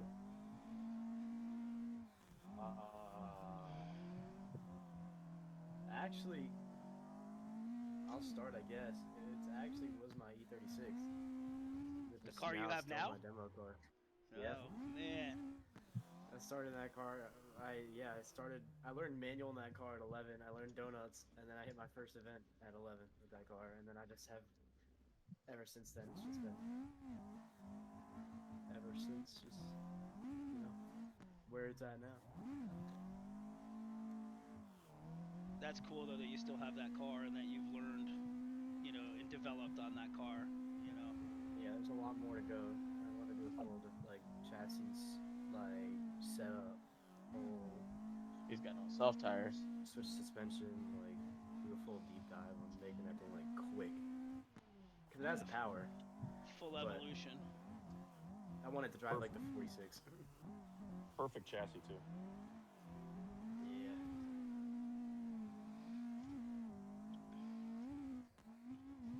My first car I drifted on was my Roush Mustang, but not on a track. That was just kind of me messing around. First car I drifted out on a track was my Dodge Dakota. Oh, what a machine! Yeah, that was interesting. We've got a guy here who I had a V8 Evergreen. Oh, I can't remember the guy's name. Was it Tyler? I don't know. I know that he's got a trucking company as his primary sponsor on it. It's a bluish purple Dakota. Yep, he drives it at Evergreen. Yeah, I think it is Tyler, isn't it? Yep. Yeah, I see that thing all the time when I'm at the local events, and it's it seems like such a good platform for what it is. I would never expect it, but I see so many of them. Yeah, so mine wasn't set up 100% right. Me and Tyler were the first two to start drifting Dakotas. He ended up switching. The biggest issue is the suspension. So the leaf spring suspension, it would twist a little bit, when you went to any sort of tight corners or anything, it would just twist, and it would cause issues. So he switched over to independent suspension on the rear of his. So that's been way better Mine did for him. fourth out for the longest. I would have probably gone that route. But I just wanted to switch to an easier platform. It was cool being unique and everything, and everyone loved seeing it out there. But it was just too much. It was like wrestling a hippo. Yeah, it's understandable. Definitely a unique experience wrestling a hippo. Because like that sounds cool. Like describe it. I was listening, but like really caught my attention with the wrestling a hippo. Like. So then he goes to a Miata. Yeah, it's like polar opposite. It's like beating up a 5-year-old now. Wrestling a hippo versus absolutely wailing on a toddler. I mean, where do you find a hippo? Dude, zoo. Dude hopped the fence. I was just about to say it's been done before. Maybe not a hippo, but I heard you could find Pablo Escobar roaming around South America. That's a good point. If there's one to wrestle, that's the one. So the first car I drifted is Patrick's. It's actually Patrick's 350Z now, but I remember working on the floor, laying on the floor of Jay's garage, ripping out axles and that thing and getting it ready, and I was the first test dummy for the car. Yeah, that was for Drift Kitchen. DK right? Ladies. Was it DK Ladies then? No, it was Drift Kitchen. It was Drift Kitchen. Yeah. That was late 2023. In pouring rain, right? Pouring rain. Yeah. I think the first 2 times you drove that car, it rained. Rained. Yep. And then our private day, it rained heavy. Yep. Yeah, but it was still fun. It was fun. Yeah. Oh, the timing. My first car that I drifted was a Z31 300ZX. That was a IMSA race car. And, oh my God, this guy. And Ryan threw me in it, and he goes, "If you can drift this, you can drift anything." And really came on. it was an effort. The first day at DOD, it poured, and so it was really difficult to get a handle on the car because it was not set up for drifting, and it just kept breaking loose with any input. And then on day 2, we had that thing pretty dialed, and it drove great. It was fun. It was a really good experience. It was definitely different. I remember driving a proper drift car after that, going, "Oh, that's how this is supposed to be." It was quite a difference after that. What a car Well, to Jay, throw it into for your first try. That's not bad. Jay, I was going to say about the time you were probably playing hockey, we were racing on the Berlin Turnpike. Oh, so yeah. I had a 70 Malibu with a 383 12-bolt rear. Yeah. Hold on a second. I have to say this real quick for revs. Yeah. Back in my day. All right, go ahead. the OG comment, here it comes. No, but we had a rival with the other town in football and basketball. So before one of the games, I took the Malibu over to the high school parking lot, and I hit every single parking spot, every cone, everything, for about it had to be about 15 minutes before the cops got there. And that was my drifting experience. Besides street racing, that was the only time I ever took the car sideways for a long period of time. But yeah, you need horsepower and a tunnel ram and a quadri-jet. Those are 2 things that make a lot of power with no turbo.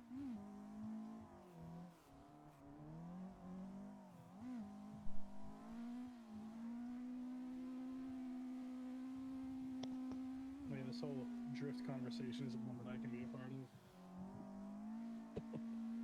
To be determined. I haven't had that experience yet. At least not. I wouldn't count what I've done as an experience. One time I got the keys to a friend's Z46 in a very shitty back road parking lot for a church somewhere out in Western PA. Just try it, see what happens. And dude, I'll try it. I'll try doing a donut, and that was all that I did. Because after that, I was like, dude, I was like 17 at the time, and I'm in this like $10,000 E46. No, I wasn't ready for that. But waiting on the first experience, I've been thinking about hitting up the East Coast Drift School and taking one of their class days. I've heard really good things about that, and for me to get taught by Reese would be kind of cool. I would love to have Reese as an instructor. Was that the one in New Hampshire? No, that's Evergreen, right? That's Evergreen. That's different. So, Yeah. So East Coast, I was about to say East Coast Drift still does not have. That's Chris. That's Chris at East Coast is Chris. Evergreen is Reese. Yeah. Yep. But I will say though. We do. Reese actually does work with rental cars sometimes. He does, yeah. Well. Oh, I saw that man hit the wall, and I hit the wall. Yeah, they're different. Correct. Right. I will say though. Yeah. What the hell is the one I'm thinking of then? So Reese is Evergreen. So that's the one you're thinking. That's in your backyard. Right, yeah, that's the one too. I always thought that with Reese posting on their stuff all the time, I thought he was just part of East Coast Drift, honestly. Does it have a name? Does Reese's have a name? Yeah. Evergreen Drift School. Oh. Yeah. Oh yeah, Drift Evergreen. God, I can't remember. Yeah. Well, Drift Evergreen is our entire, like, the whole Drift organization. Yeah. Yeah. He's Evergreen Drift School because of the name of the track. Yeah, that would be the one I'm thinking. Although, honestly, going out and driving with Chris would be kind of cool. You could experience his madness on the roof hydro. Second thing I've ever seen. Well, I can tell you, Patrick went through Reese's school, and within a day, he was ripping it. And by the time we were done with a half a day at DOD, he was hot lapping. So, that's sick. Reese is a good instructor. I did some stuff with him as well, just to learn some techniques that I wanted to try to learn, and I just have nothing but great things to say about him. So I highly, especially since it's as close to you as it is, that's where I would highly recommend. Yeah, Reese is great. No, if anything, I'd be going with Reese, for sure. Reese has a great approach. Keep a lookout. Oh yeah? Alright? I'm not saying anything else. No, you already said it all, buddy. Keep a lookout. I'm just saying. That's one of your ventures, I'm hearing, no Reese Marin. Yeah, but you're a Reese. I am a Reese, and I do have Reese Marin's car in my possession. See? Which one? The pro car or the? No, there's street cars that are shots. Oh no shit. Nice. That's all I'm saying. I can't believe. Whiteboard right now. On the whiteboard. And the vision board is one of the things on my whiteboard. We're paying attention. Put the pieces Where together. would you run it? That's all we gotta say. You'll figure it out. Thank you, Jay, Gabe. you are being called out on switching camera again. I know. That's because I was at. Every time I'm looking at the donation stuff, the cameras change. Yeah, and I was not looking at it. I was looking towards the window and door. We have a little neighborhood situation. Oh, we do. This is crazy. Listen, we have a basically like a active shooter running around the neighborhood right now. What? Has to stay. I'm not kidding. We have to stay indoors. Yeah, full on active shooter deal. K9 and drone trying to find this guy. Ooh. Didn't that happen like our 2 weeks ago? favorite pizza place. No, not at the pizza place down the road. Yeah. No. Yeah. Oh. The word is he wanted to go out with one of the waitresses and she refused, so he went in there threatening to shoot up the place. So there's SWAT, they're looking for him. Nobody has found him yet. That's wild. Oh my god. Yeah. So basically, we're barricading ourselves in here. We used to just get like careless whisper with a boombox outside somebody's window. We never threatened with guns. Yeah, right? Yeah, people are crazy. Oh! That's crazy. So we're remaining calm and like nothing's happening. Shelter in place. Shelter in place, that's it. That's all you can do at that point, yeah. See, it looks like there was another track vote going, so track might change in a minute here. We'll see what the people vote for. I know where my vote got put. What, are you voting for another trap? Yeah. Yeah. Well, Jake, switch to trap. That's what you want to do. Well, it automatically puts in a vote that everybody who's in the game can vote on. Yeah. Waiting to see if it goes through here. Still haven't had Brooklyn. I'm shocked. I didn't expect that. I'm not shocked. I think everybody's kind of tired of that track. Are they? Okay. That was one of those tracks where for the longest time, actually, if you browse the Assetto Drift Facebook group, you'll see posts about it all the time. People are so tired of every single server that people are on is always Brooklyn Park, so I'm sure people are getting a little sick of that by now. It's a great track, but when everybody runs it all the time, you're off. I can understand people getting a little tired of it. Yeah, I mean, this selection of tracks is fantastic. So, some of the most iconic. Liz said she's lucky she made it out. Yeah. She was there when this was happening, by the way. She was going to get us food. She pulled in, and there was cops with guns drawn and, like, you know, surrounding this vehicle, you know, armored, like, all these things. Surprised I haven't seen anything pop up on my Facebook feed about this. That's why you're always safer getting BLTs from the other restaurant, right, Jay? That's it. That's Not it. Yamanashi. In fact, the day I talked to you, I actually had just picked one up. I was going to send you a picture of it. Deli 66. Where's that? Southington, like on the way to Meriden. Really? Okay. Very good. Yep. Never heard of it. Yeah, I don't think anybody's ever made a better BLT than that. Really? I still think about it. Now I need to go there. Agreed. Deli Agreed. 66. I love me a good BLT. And what's even cooler is when you... go ahead. I was saying when we asked her like what's going on with the bacon, she's like, oh, it's just our bacon. And we're like, really? This is the way it is all the time here? So, like, say less. Yeah. Love food. There we go. We're going back to Yamanashi. Yay.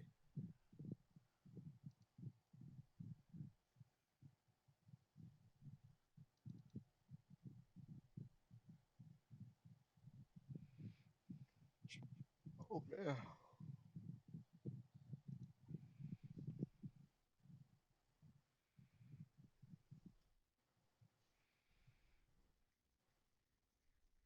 Starting to think that soon here I might have to fix up a little bit more food.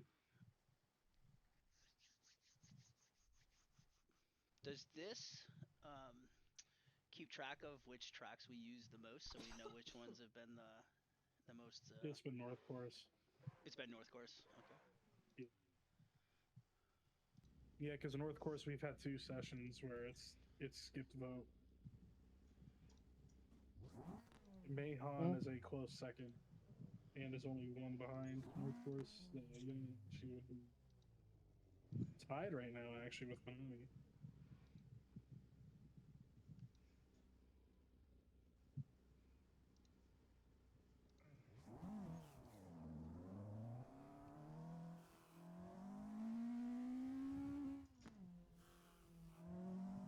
Gabe, I think I'm getting better at this. Doing it quicker.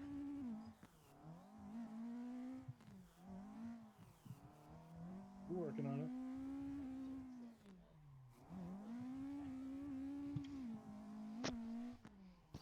I hope Kyle jumps in sometime tonight. I'm not sure if he's been in the chat or not. Kyle, where you at, Kyle?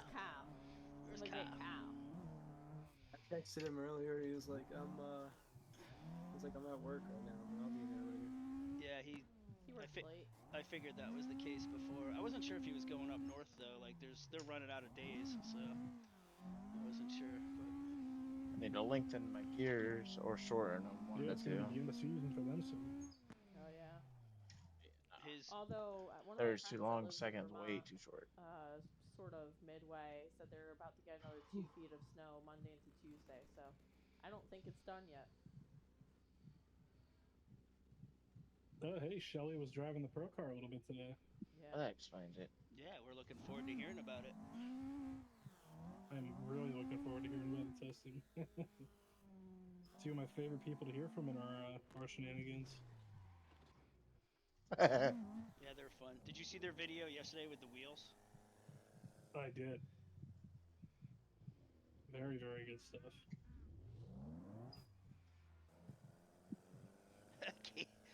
Caitlin's eating all kinds of food. How's Cleveland doing? Baby Cleveland. Taking good care of baby Cleveland. while Gabe's out bullying me on the camera. He's keeping an eye on us. Yes. He's like, Jay, camera.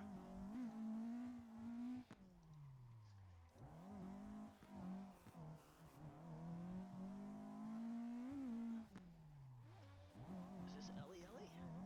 Yeah, she's supposed to be on here. Nice. What's up, Ellie? She's getting bullied now.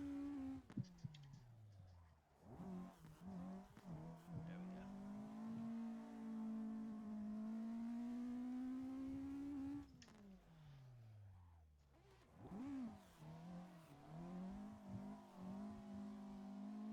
Is he sleeping at all, or are you guys up all night?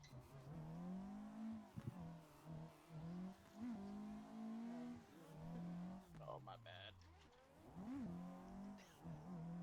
Man, W Pudgy, Gabe's man. giving me praise. Yeah, I love that. You don't suck so bad.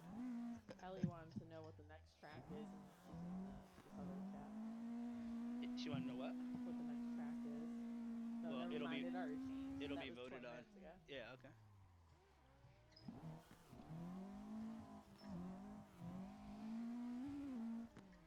Yeah, tracks rotate, not necessarily rotate, but a vote pops up every hour that just went through.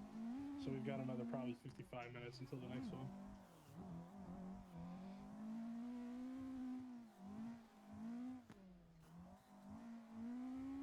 Garrett, what's the date on the NASCAR truck race at Lubbock? Oh, crap. Do you know that offhand? I think we can continue that, John, without going backwards. Oh, sorry, I had the mute button on. I had to let the senior dogs outside. They're back. Not the senior dogs. Not a small bladder moment. Yeah.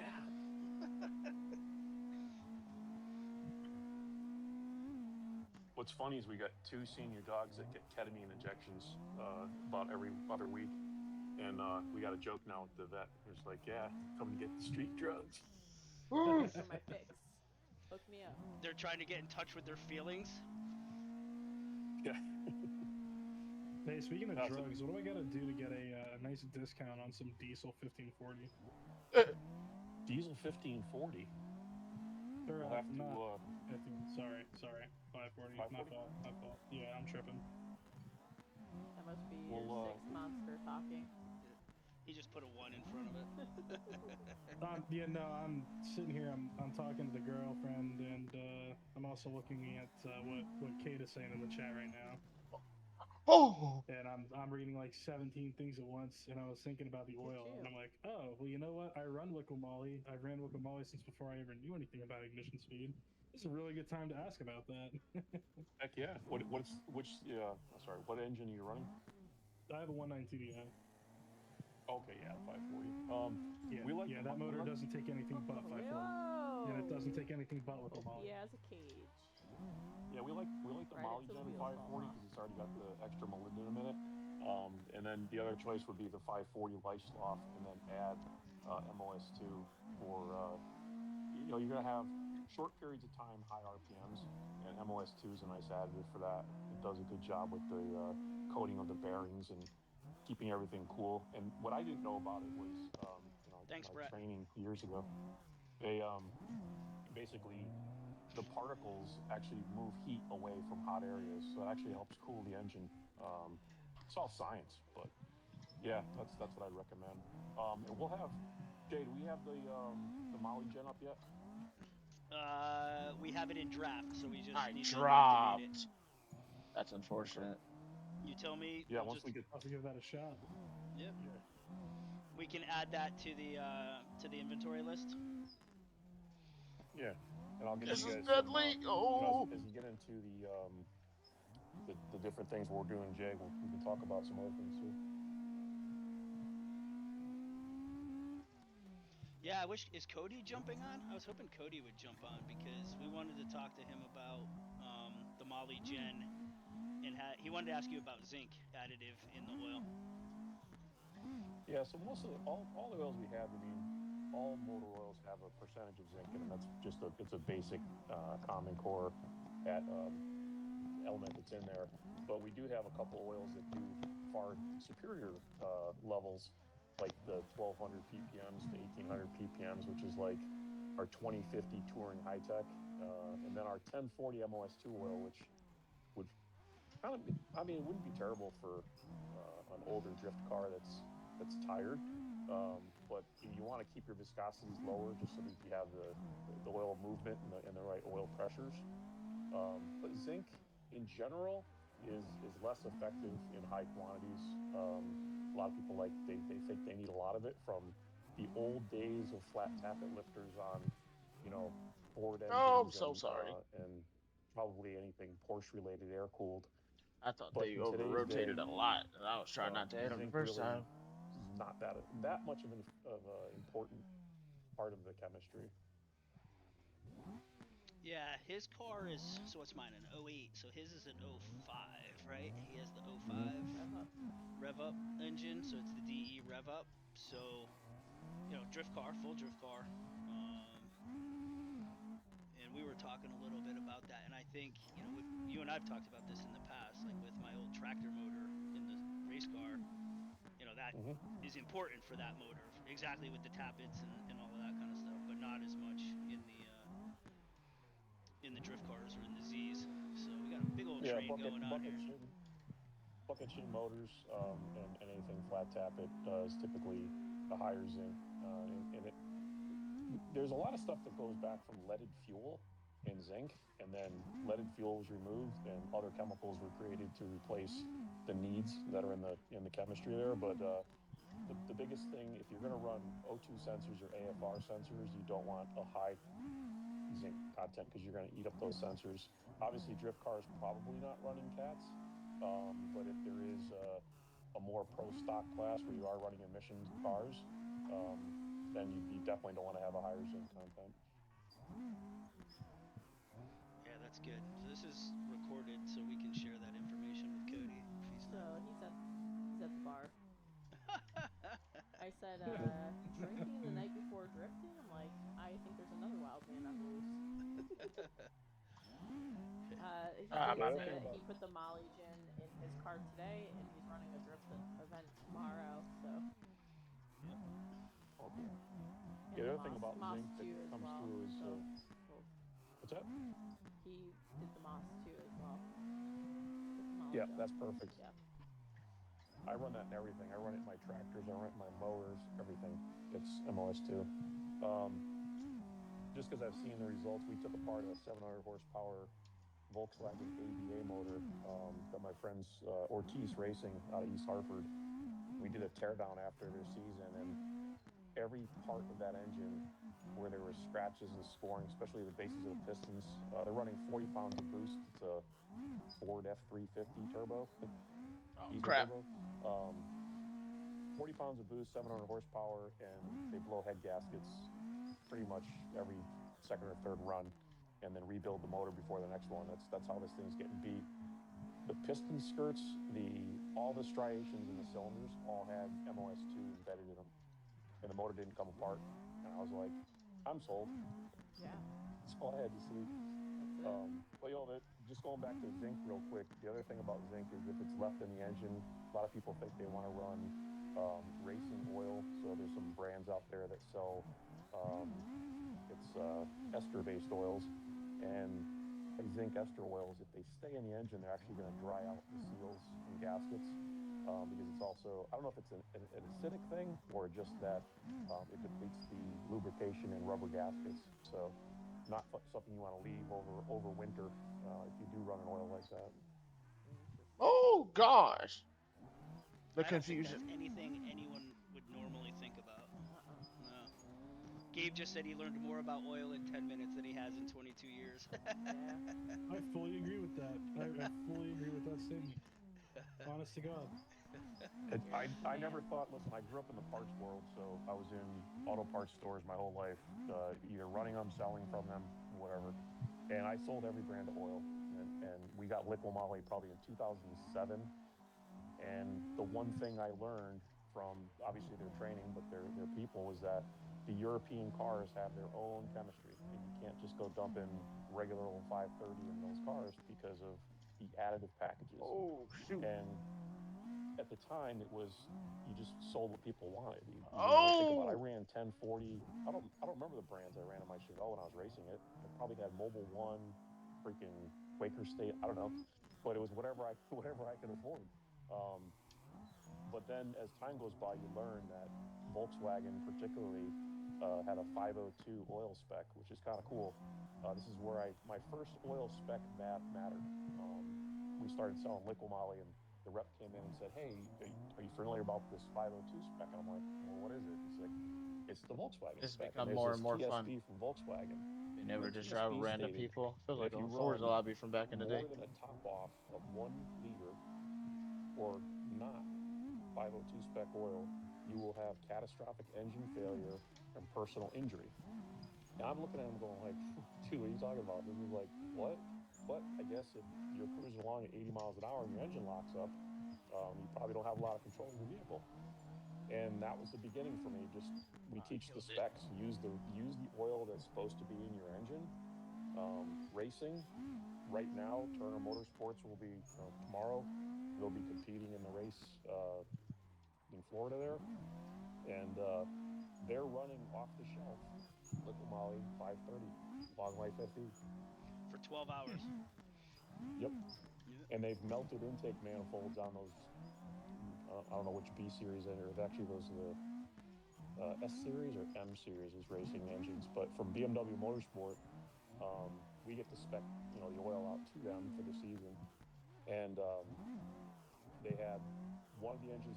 I don't know who's driving, it was Robbie or Bill Auberlin, but they had gone off the track and stuffed grass into the air intakes, and they couldn't come off the track, so they had to finish the race. But when they came in, the intake manifold up one of them had melted on the intake or on the head. So I was up in New Hampshire at the shop. I don't know, like 6 months later, and one of the guys was like, "Hey, you want to see the melted engine?" I'm like, "Sure." So we started looking at it, and he says, "Yeah." He goes, "That plastic starts to melt at around 400 degrees. So that means that the oil, I mean, the engine was still running, it's just the intake melted. But at 400 degrees, the intake manifold had melted across where all the bolts are that hold it to the aluminum." And he says, an oil to stay together like that is just crazy. And it's like I said, right now you can go to a parts store and buy that Gotta same get oil closer than from that. BMW. That's how good Take the a additive time package is.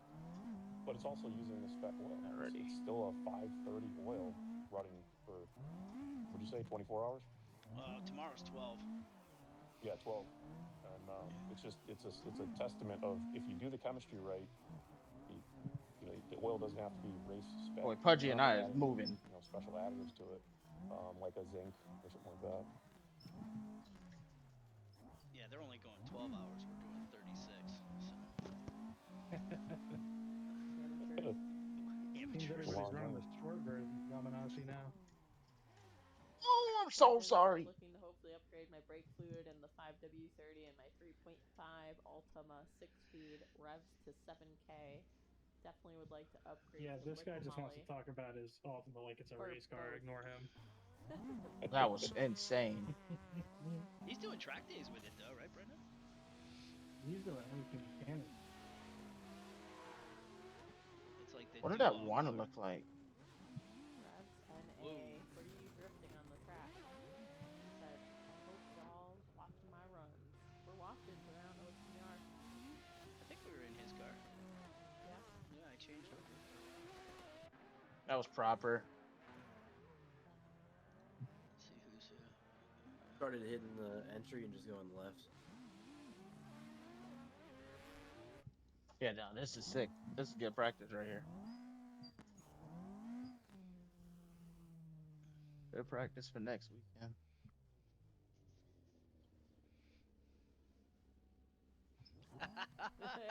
You're mowing the lawn, buddy. No grass clippings. See what Brett just said? Track days for the Ultima is the left lane on the highway.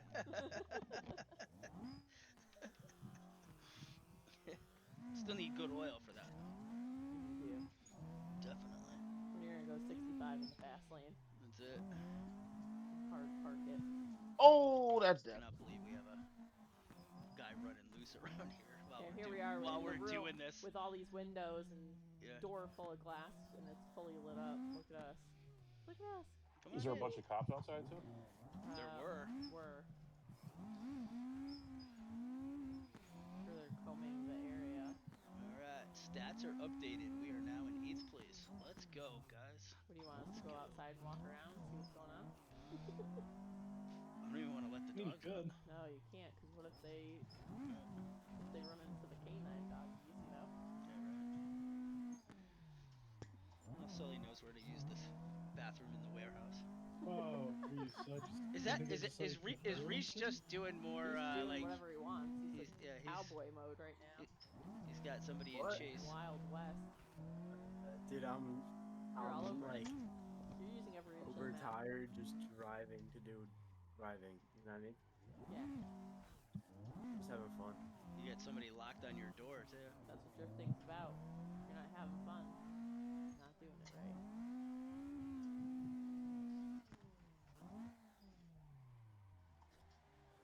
I just want to learn more about Reese's whiteboard projects. Yeah, right? Can't even get him drunk. Let's private conversations. Go pay a visit to the shop with this whiteboard. Yeah. Nothing to see here. Nothing to see. So guys, we're gonna cut the stream to commercial break. Hint, hint, wink, wink. Totally off the air. Hey, Reese, you want to tell us about this project? Yeah. Yeah. So nobody's listening. Nobody's paying attention. Nah, the one nobody is gonna be expecting. Like, I'm telling you, this is. It's not like weird for me to be in, but like. You're gonna become a doctor? It's just. Oh, no, nothing like that. But. You going to college? Sadly, but like. No, it's definitely off the beaten path or my path, but I think there's a big market for it, and so do my business partners. So. No business partners.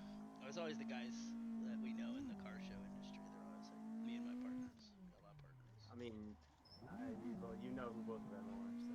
Yeah. Ooh, my nose itch. You gotta come to Thompson on October 4th, Brendan. That's the memorial for my dad.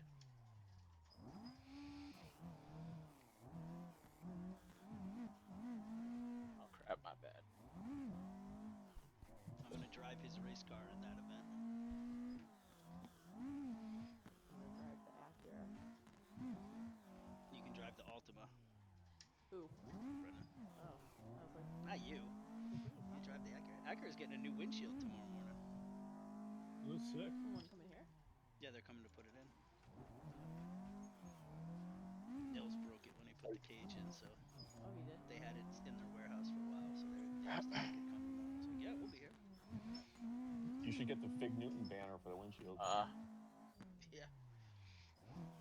We need a new Liquimolly one. I had the Liquimolly one on there, but that went with the windshield. It's alright, we needed a new one anyway. It had a crack in the corner, so it worked out perfect. Those would be good to do a branded one, Jay. Branded banner? The windshield banners. We should do a co-op on those. Yeah. For the shootout? I mean, the whole car is gonna be Liquimolly branded. So. Well, for the shootout, I was trying to get the track sponsor stuff on there too. Okay, yeah, cool. Yeah, tell me what you think we should do. I took a combination of the first year of the Turner livery with the blue car, and then mimicked a little bit of the 2026 for it, but keeping it black. I think that'll look really cool. Definitely. Just the versions that you made up on your screen last time I was there were pretty freaking awesome. Yeah, those were good. Yeah, it's a little variation of that. Is that the AI program you used? I did it with AI. Oh, I'm so sorry. That's a glitch for 1 second. The liveries we did for the Z's, those were done by some guys overseas, and they came out really good. Will Holloway hooked me up with those guys. Speaking of Will, selling the BRZ. he just posted on his story a little bit ago. He was saying goodbye to it today. So. Yeah, he told me that. I think it was yesterday. He said that. So hopefully he'll Yeah, jump on at he some said point. something about potentially going and getting a Gen 2. So I'll have to see what he gets. Should be pretty cool.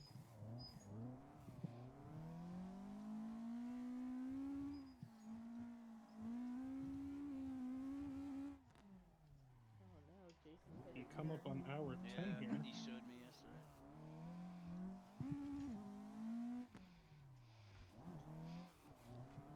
It's getting kind of hard to get the icons off the ground between Corey and Alex rebuilding their cars and Jason's car constantly getting hit by wildlife. It's hard to get the car show guys in line. I've been trying to get photos of that car for 6 months because for the kill all wipers. Oh my god! And now that deer got him good. Am I being cameraed right now? I'm looking at a piece of grass currently. Yes. Yeah. Whatever just happened, if it's not blinded by the smoke. Oh, yeah, we saw you in the wall. Are you on the other side of the wall? Right now I'm on the back section. I'm just going for the most gnarly entries I possibly can now. Bosa, are you on VR? Wait, are you asking me?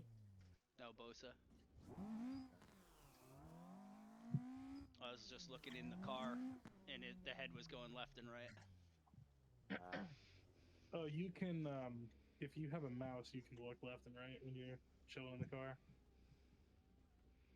I just happened to click to it, and the head was turning. That's what I was asking.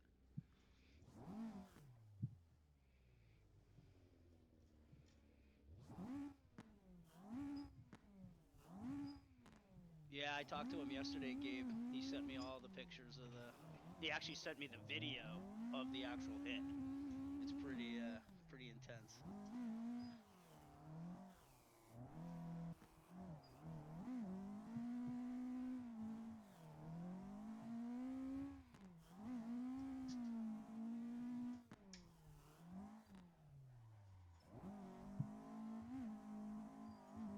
DJ, what's the season opener? For which? For car shows around here. For car shows, the first one's Quinnipiac. The local car show's Quinnipiac. That's April 9th, I think, or 10th. Well, it's when Formula Drift is going on, so I'll be in Long Beach.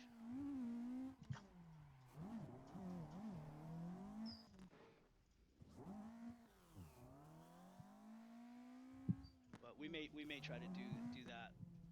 Similarly, we're gonna divide and conquer for the Central Car Show, and then Yukon hasn't put anything out. We're not sure if they're gonna do anything, and then Broke isn't until May. Bo, so don't even sweat it. The whole point of this is to just come out and have fun. So you're gonna figure it out. Don't even sweat it. So far, you're already doing good. You've been turning some decent lines, but as soon as you go, for sure. We're not expecting you to come in here and be an FD driver or anything.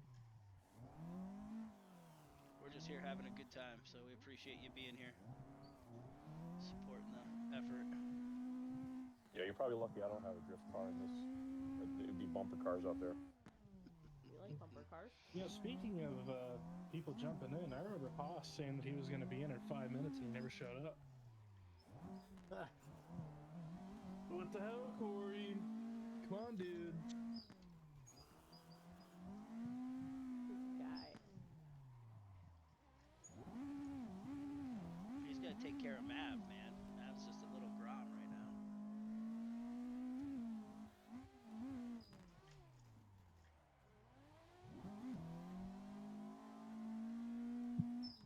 Yeah, cool, Brendan. We're trying to figure out what we're going to do with that.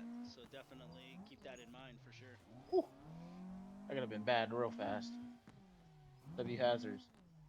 Wait.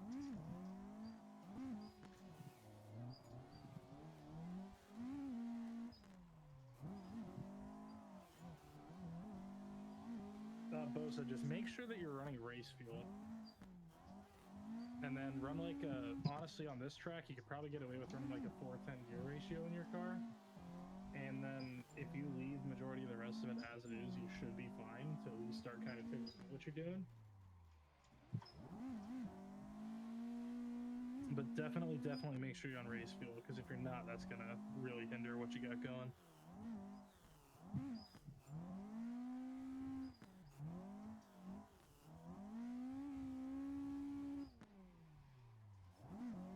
We've just crossed hour 10. Hard to believe 10 hours already. Easy to believe, if you ask me.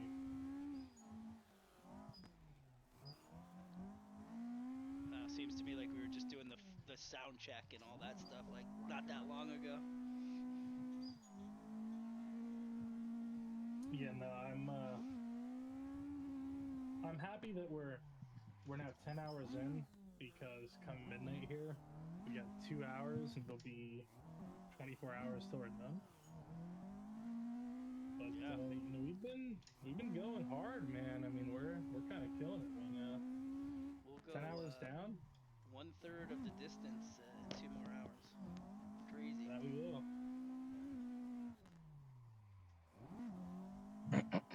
My confidence in myself making it through the full 36 hours is lowering minute by minute. We're just gonna go with no commentary for a while. Yeah, really. No, I think we'll get Colin. Colin will do it. I'm sure we can leave Colin unsupervised. That's it. I'm not sure about that. I'd be nervous about that one. We've tried a couple of times. Leaving Colin supervised. Yeah. I know baby Cleveland is easier to manage. Colin the PR nightmare. Yeah.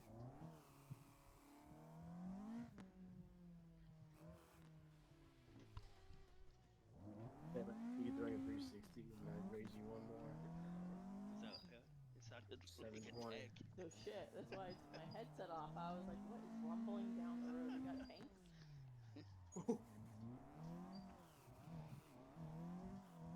Oh my god. I just Is there any updates on that? My bad. That's what I'm looking for.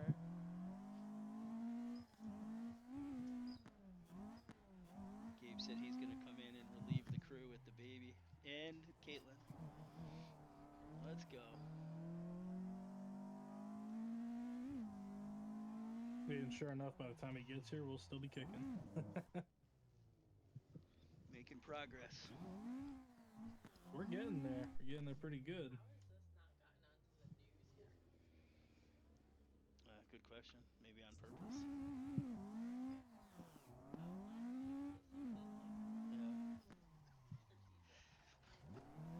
Yeah. What's wrong with naming your baby Cleveland? I mean, I'm pretty proud of that name myself. Naming the baby Cleveland is wild. I said naming your baby Cleveland is wild. Hey man, you leave baby Cleveland alone. Baby Cleveland is proud of that name. He doesn't even know that's his new nickname until he finds out. We got to be careful to make sure that he doesn't know that is, not his real name. Got to make sure that he knows. Yeah, Gabe and Caitlin will just have to keep him away from me. Oh, it's hot. I just got my first glimpse at Windows stickers in Horizon 6. Oh. You saw the AR-12 post? Years for this. Yeah, I did. That S15 kit is baller. Swan Neck on the GR is baller. This game is looking really good. It is. I really wasn't planning on picking it up or pre-ordering it or anything, just because my experience with 4 and with 5 were just horrible. They were so boring. But 6 is looking just phenomenal. It looks like they're taking everything that people have wanted for the last couple of years. Just making it happen finally. Shadow was asking you for a 360 tandem, by the way. Dude, I know. I just took my phone out. I was gonna take a break, but I can't now.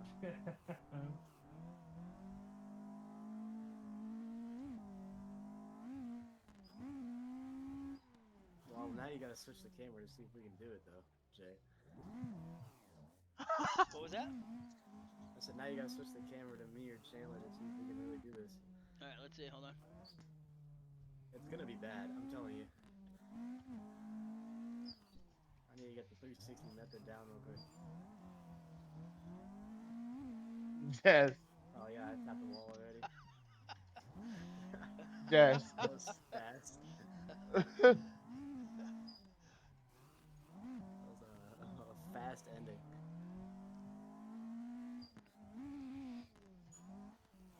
Well, you tried.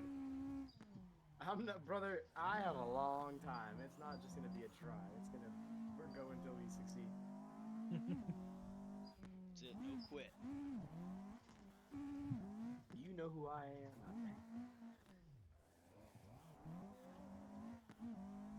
How's Pop doing, Reese? Good. He's on a side-by-side trip right now. Pretty jealous. Is he really? Guy's always off doing something cool. Last time I talked to you, he was in Key West or something. So you already have a side-by-side is what I'm hearing. Yeah. Yeah, I was gonna say, Reese, it sounds like you need to start following in Pop's footsteps there. Yeah, again. Yeah, but it's his, though. I can't, like... I'm sure he'll share. See, the biggest thing that Mason's leaving out is the fact that every race that would be worth going to is in Texas. No, he said there was a couple up here in the Northeast. Yeah, but the ROI is just not there. Like... Big business guy, look at you. That's it. Dude, if I'm doing something, it's gonna have to be... It has to be, either yeah. paid for or really making a lot of sense in business sense for like sponsors to be a part of it. Not for the fun of it. Smart man. Well, I mean, for the fun of it, yeah, but like, I don't have the money to be spending on it just for the fun of it. You know? Yeah, it just gets too out of hand quick.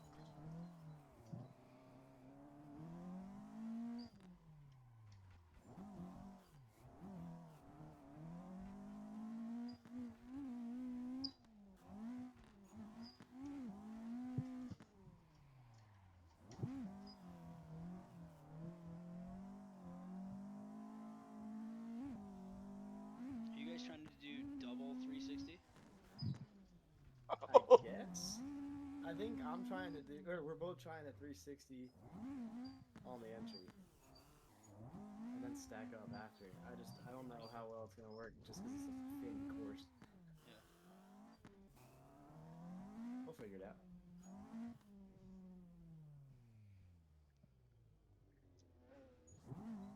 Oh God, I got hit. They're staged all over Middle Street in this whole area. So going home wasn't be an option, huh?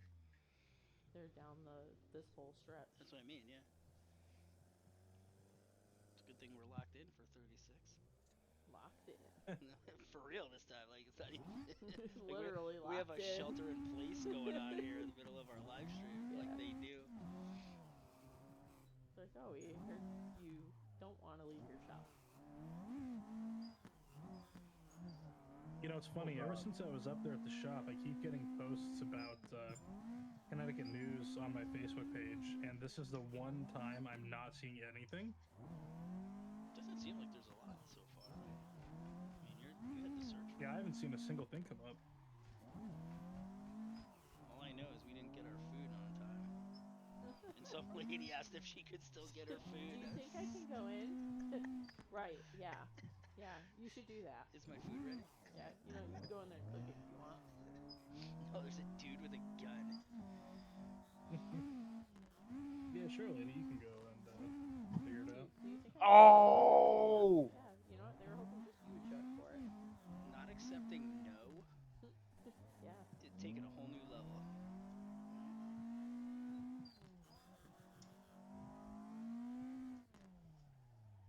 Alright, we got it this time.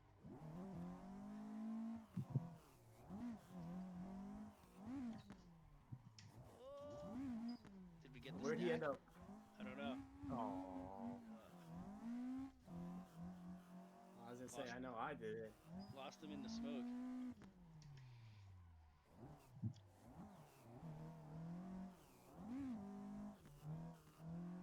Yeah, Yeah, Gabe makes a good point there. It would have been cool to have the shelter in place when Nils was on to keep him around a little bit longer. Yeah. I feel like we're a little he's thinking about a busy hostage guy. situation here. Hey, Nils, stay here. There's nothing to see. You don't make the rules. Oh man. I don't think he would have been able to handle that. He's just not a sit still kind of a guy. Oh no, he's going like, all right, I'll take my chances. He has 2 speeds: work like hell and sleep. You go out there and start working on the Integra. Bro. Reese and I are literally on this stream trying to get tandem 360s. Tapping that guardrail. I'm trying to use like as much of track limits as I possibly can. What are you joining the night kids? I said, what are you joining the night kids?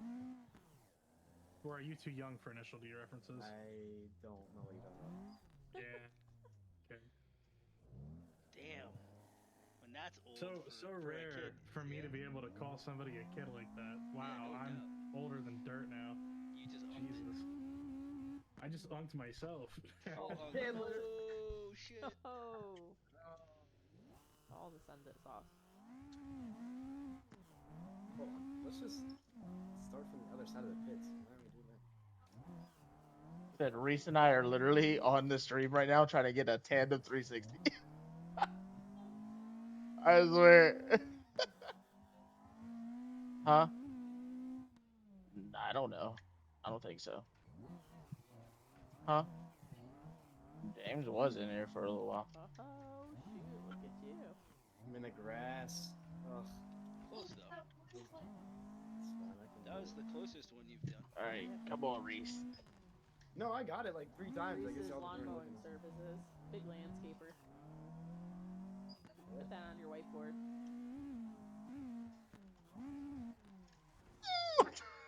Yeah, your That's kid's just a way to be fast around a 2026. track. That's insane.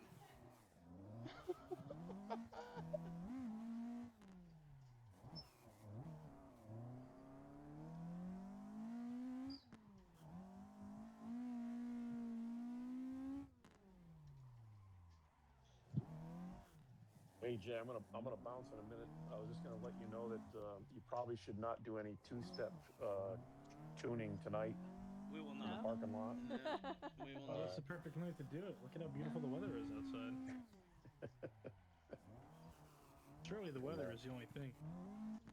Oh, I just saw one of my favorite names I want join to the know Discord. what makes a dude go bananas because some chick said no.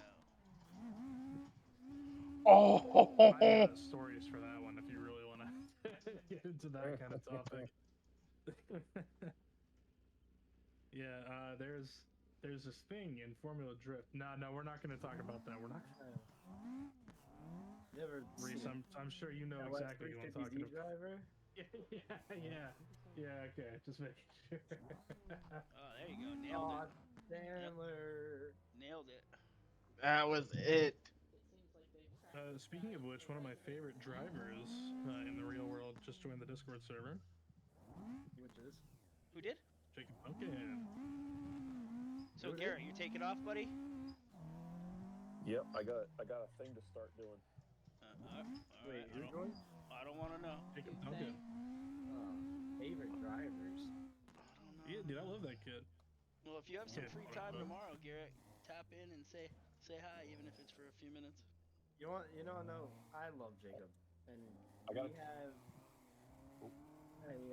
we did at Drift HQ 4th of July. We did a team tandem comp. Take a guess what our team name was.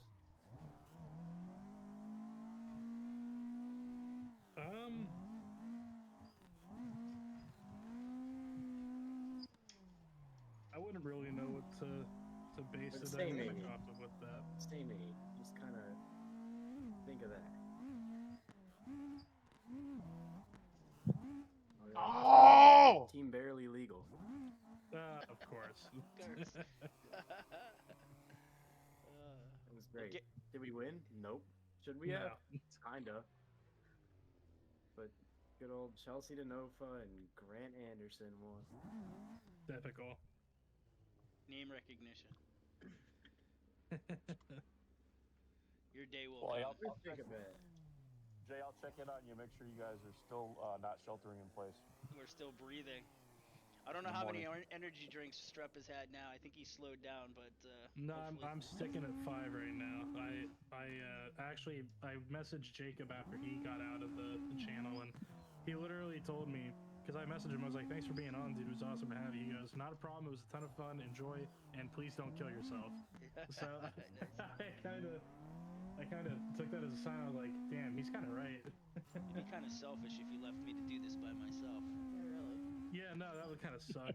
But well, hey, you might, everything going on, neither one of us might make it through this alive. I mean, shit. Yeah, we for a different reason. But yeah, Garrett, hit me up tomorrow, buddy. And thank you for jumping on. We appreciate you, buddy. Yeah. Be good. Play nice with the other kids. See ya. See ya. Oh God. Who else did you guys have lined up? Because if there is nobody, you should drag that little kid in here. I think he is on. I don't have the full list. Enough, but I think he is. Jay, I don't know if you can confirm. I would imagine that's why he joined. Who are we talking about? Jacob? Duncan? Who? Duncan? Is he coming on, or? Oh, I don't know. Yeah, we should get him if he's free. Did he just randomly join the server? I thought you had him on the list. I'm not gonna lie. No, I never got a chance to catch up with him. Oh. Well, he's in the Discord server. He literally just joined. Oh, and I see Cody just joined the server too. Oh, Diesel, baby. He is good. He is texting me. He goes, "I don't know what to do. I never use Discord."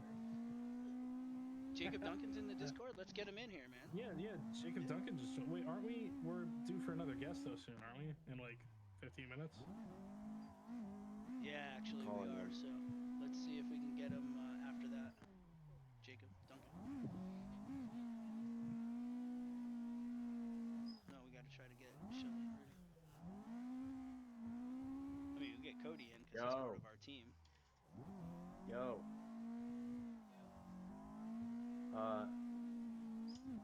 Do I have permission to drag him in here? Yeah, you can drag him in. Are we talking about? Go on a regular voice channel. I'll drag you in here. Drag Jake. No, that's Jacob. All right. Is Cody in the Discord? Yeah. Cody is. Strap, grab Cody. We'll effort a message he's not a special to guest. the He's just gonna be a second co-host with me. Yeah, that's all right. Well, he can just come on and hang out for a bit. That's cool. Totally.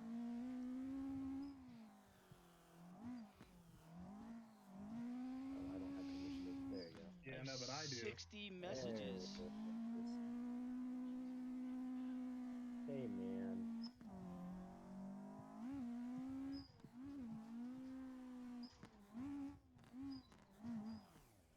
Okay. Yeah, we brought him in. He's not gonna talk to us, so. Yep. There he just stepped into. Man. Man, whatever. Okay. Let me reach out to Frickin' Shelly.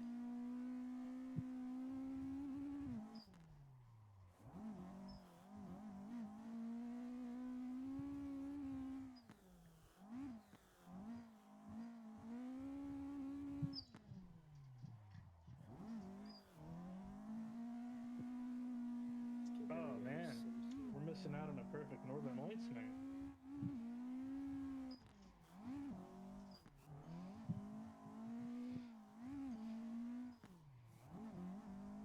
Proper 360.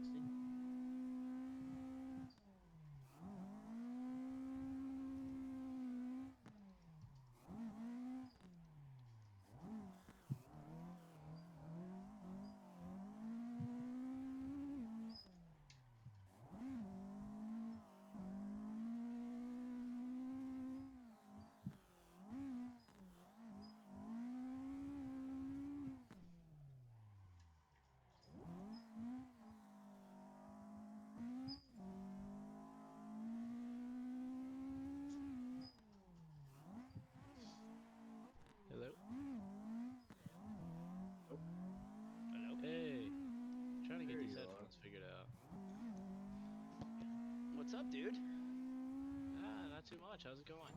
It's going good. Oh crap! That's good to hear. Very busy. I'll bet. Yeah, trying to work on all the logistics stuff and get all the behind the scenes stuff figured out while also getting the car up to par is, yeah, it's been a lot. But I think we're how's doing the car well. coming along? It's good. I just got my first like update pictures from John up at Committed, and he's doing a new front end for us at his shop, and it's looking great.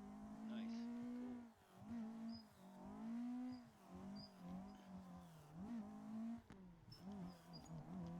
When are you gonna be able to test? Yo, low key, Jacob. When are you testing? Yeah, what Jay said. Hopefully in the next couple weeks or so.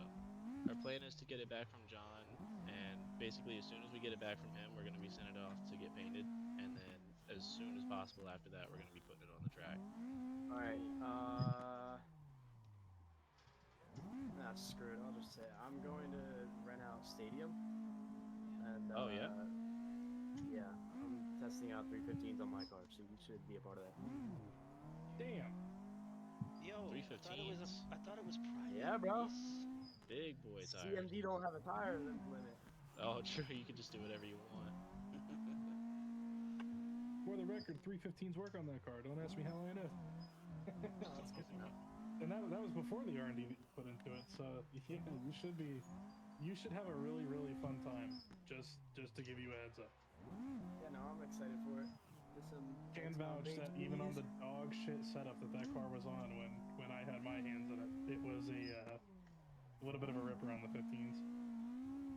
I've never driven something that's that fast mid corner.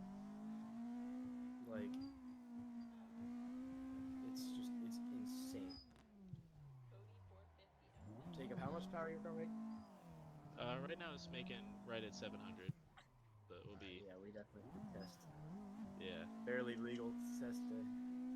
Hey, I'm 19 now. It's barely. barely. Yeah. I'm still 18, bro. Yeah. Just ran.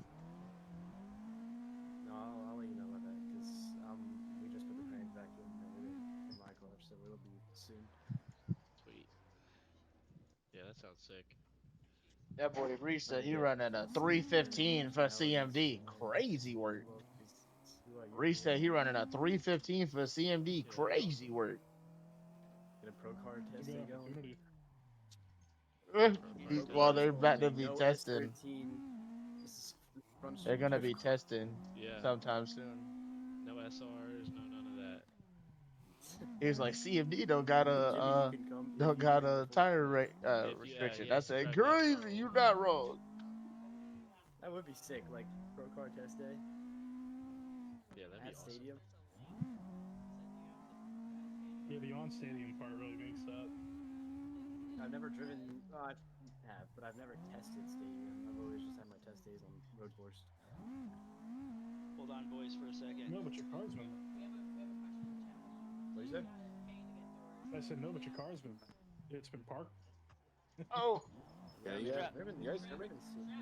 Strap, hold on a second. We got a guy asking about getting into the server. Give him the info. Oh, okay, hold up. Where are we at? Is it in the live chat? Yes. Oh, it's Cody450. I know that name. I know this guy. Oh, dude. Cody450, dude. If you want to pull up and drive, you do have to pay. It is a $20 donation minimum. You can, if you feel generous, donate a little bit more than that. But the link for the donation is pinned in the chat there. So if you want to go ahead and donate to drive, you do that. Once your donation goes through, Jay has access to manually send you an email, which will have both the password and the server link in it, so that you can get in here. If, for whatever reason, you do not get that email and you have the donation through, you can also shoot a message to the SMS that's in there for the shop, or you can find me, Strepidemic, on the Discord server, shoot me a DM, and I can also help. Perfect. Awesome. Look forward to seeing you over here, Cody. Sorry, boys. Didn't mean to interrupt you. We just wanted to make sure we answered his question. I didn't understand why nobody was hearing me, but apparently I was muted.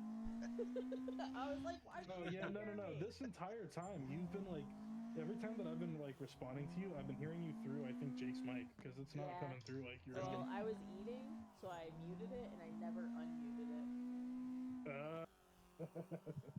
I just joined. Can you guys hear me? Other Cody, different Cody. What's up, Oh my Cody? God, it's Cody Diesel. Cody 2.0. Different Diesel. Yeah. Cody Diesel, you should have been on 20 minutes ago. We had all things oil. Even less. It was like he just hung up like 10 minutes ago. We Anything and everything. We learned want to more know. about oil. Gabe said he learned more about oil in 10 minutes than he knew in 22 years. Yeah. Well, I'll be testing out that liquid molly tomorrow. We'll see how that fares. Let's go. We did talk about that. Excited to hear how that goes. Yeah. My car is burning a lot of oil. Just typical rev up issues. Typical rev up. Yeah, typical rev up. But it's going to be a nothing an clinic RTV day. can't solve. Yeah, it's a good test. Since I never ran Club Loose, I got to do the clinic and hopefully they bump me pretty quick, but I'm not going to ask. I'm just going to do my own thing. I'm just going to drive well and you're going to should play be fine. that playlist. That's it. E-Chargers beat. Yeah. No, I forgot.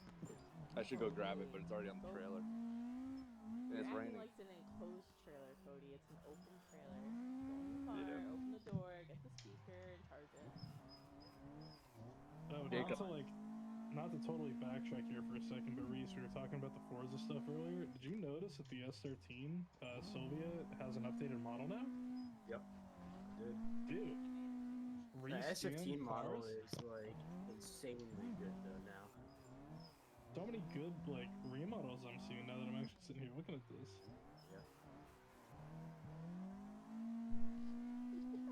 Yeah. He on soft tires for sure. Party in the USA. Jacob. Hello? Yo, how hard was it to chase my car at DOD? Because I was so much slower than your. I don't know if you remember those couple laps at the end of the day. Yeah, I do remember that. I'm not gonna lie, I felt really bad for my handbrake because I think I pulled it more in that run than I did in like the past hour. I bet, dude. Dude. He's gonna run you over. Dude. Yeah. Dude, you could have pushed me off the track. I was fucking slow as well. I had my rear tires up to 65 pounds cold. Just to try to link the track. To make it even better, my tires were like, I had just put them on like the run before or something, so like they were just getting warmed up, and I was like almost kill mode trying to drive behind your tire? Strap, you need to clip that segment right there. If I had a way to, I would.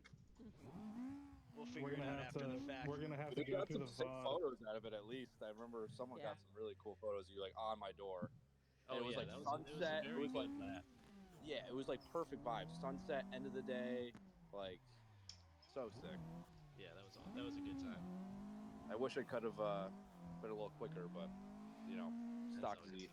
Yeah, work with what you got, you know. Next time we get I thought Jacob was driving the convertible. Yeah. Exactly, yeah. That would have been sick. Maybe next time, if you bring both cars out. I thought Jacob was driving the convertible, so. No, he had his fucking big dog car out there. It was this past duty, right? Yeah. I had both cars out there. I was just kind of like tag teaming them, and that was right after I'd hopped out of the Z and gotten back in the 240. And it was like the end of the day, and there was nobody in the tandem line, and I was in the single line, and the dude running grid, I forgot his name. He was like the big dude. Yeah, that guy was really cool. Yeah, he was awesome. He was like, "Yo, like, you want to go with him?" And I was like, maybe. Yeah, I was like, I mean, I could lead for him, but he won't be able to see. No, like, I won't. Send him first. Exactly. So I was like, I was trying to yell at you at the out the window. I'm gonna be really slow, and you were like, okay. I was like, give me a thumbs up.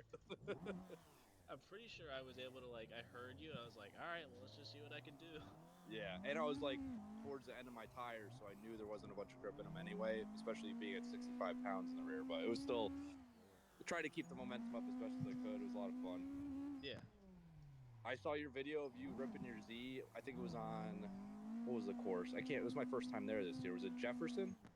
Jefferson, yeah. Dude, that was a sick video. You were ripping. I literally had to drive that car at like 110% just to be able to make it work.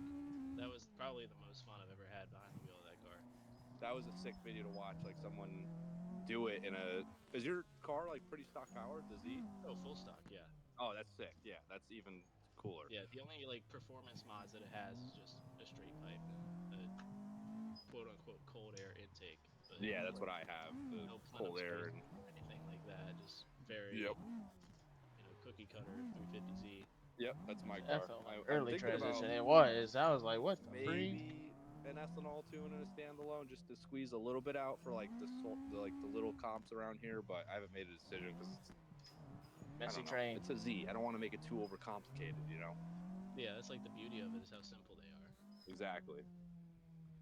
I've been wanting to do. I have so many things that I want to do to my car, but at the same time, like all of my energy and like everything that I do is like so focused on the 240. It's like I can't even. Felt that. Yeah, On well, another yeah. level. Formula Drift, dude. Yeah. It's a big I've deal. got to go all in on that. Yeah, So it's like big deal. I'm torn. Like, oh man, a body kit would be really cool, but nah, I gotta hold off. Dude, I'm talking. I got KBD on my car, Back. and it has saved me so many times. If I rip the bumper off or I fucking run something over, it's always I been. need that. It's so good. Like, I wish they had more styles, like more types of kits, but Yeah. I can't. Like, I'm not sponsored by KBD, but I think they make a great product. Yeah, same here. I run their stuff on my KBD better car. get a bunch of hate on the stream now. Have, I can have sense you it coming. Sorry, guys, if you don't Will, like them, but Will it's Hey, I stuff actually used indestructible. KBD this past weekend. I was out It at a drift destroyed event his this car. past weekend with my Z, and I got tied up in a little tandem accident, and front bumper, 4 pieces. Yeah, it sucks. Fiberglass kits might, some argue depending on the company, they might fit better or they might look a little better because there's different styling, but Yeah. you hit one cone, the thing's blowing apart sometimes. Yeah, it explodes. That was good. Like on a street car, it's great, but Yeah, a drift car, like, it's tough. it makes sense to go with KBD. Well, we had a whole conversation about that earlier. We brought up like Origin is one of my favorite examples when people go fiberglass because like with KBD it gets a lot of hate because you're not using a real bumper, you're a pussy.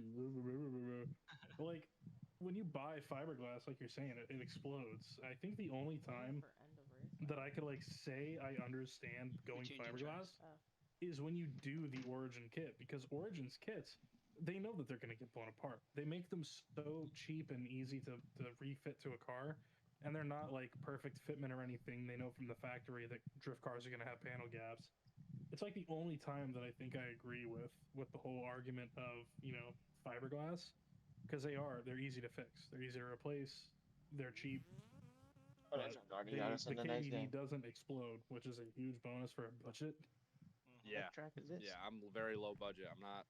Don't have a bunch of sponsors. I'm trying to gain partnerships, which I have a couple little things, but I'm working on. But Origin's been around for so long too. They're kind of like OGs in the body kit game. I feel like, and they're still relevant today, so it makes sense. And they know who they're marketing their products towards. They know that their stuff's going to get absolutely destroyed as soon as it gets put on a car.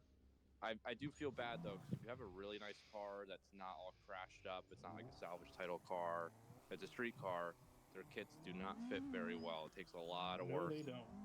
It takes a lot of work to fit them right. My buddy, how do I have Kevin, this track? But he goes it's to Lock north. City with me all the time. He Okay, just I was finished gonna up his say I don't know F13 what hatch and track did all this Origin is. stuff, wide body, the whole all body right. kit, everything. It's laggy. And it Stop took lagging. him like Oh a my week of gosh. sanding and fitting and readjusting this and that to get it perfect before he painted it. And now it looks amazing, but it was a lot of work, and I felt so bad for him because I'm not a body shop guy, so I can't help him out.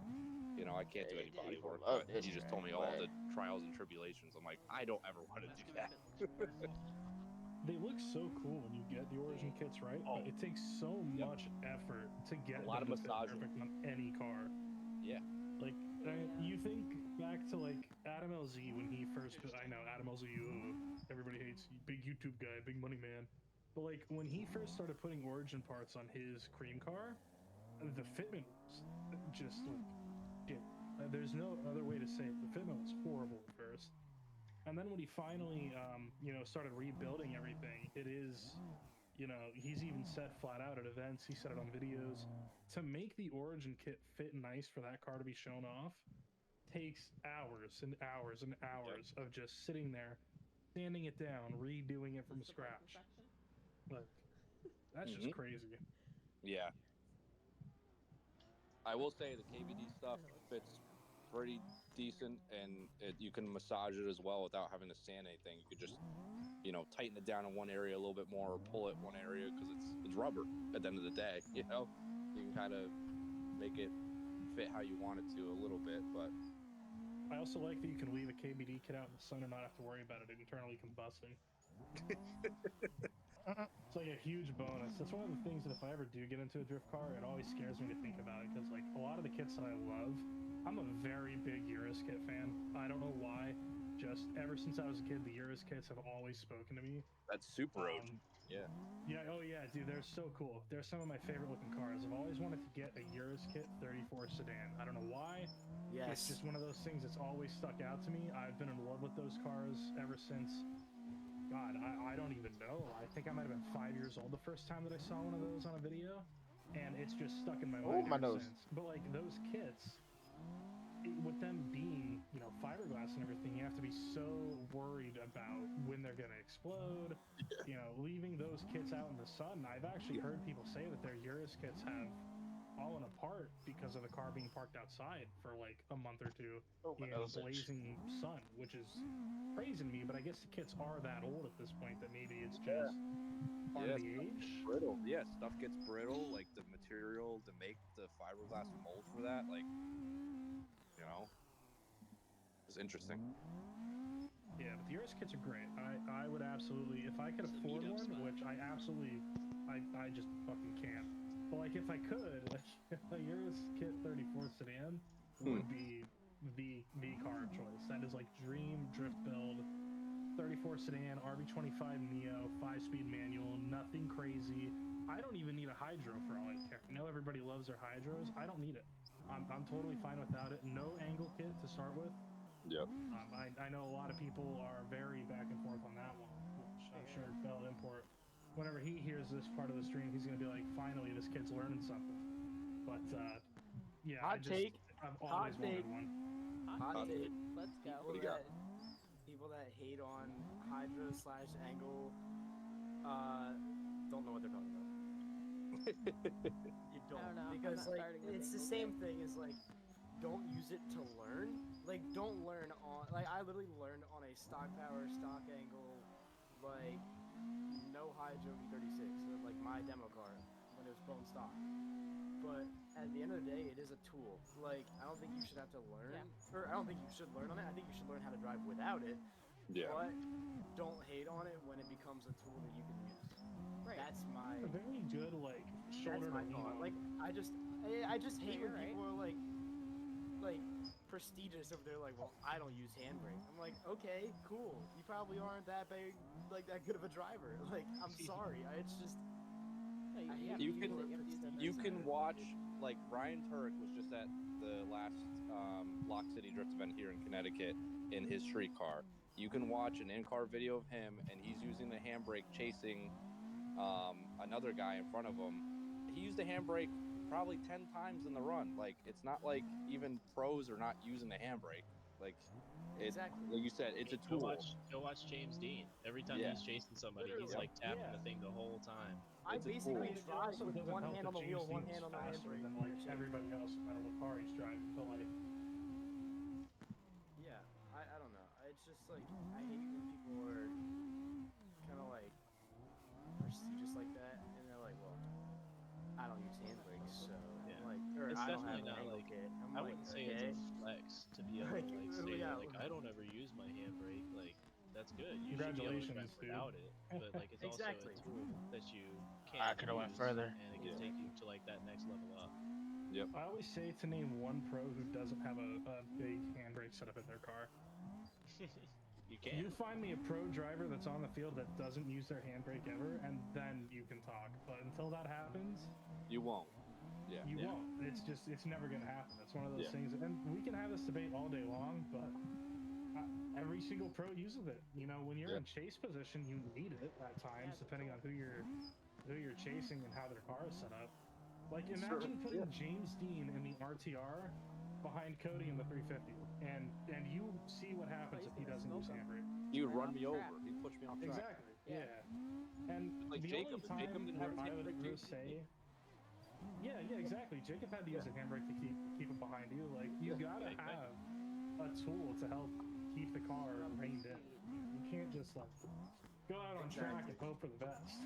If you're doing solo runs, sure. If you don't want to use a handbrake, go at it. You know what I mean? But it is a different driving style too. To never use it, it's very different to run the same course and just have to. I tried doing that at the last Lock City event as well.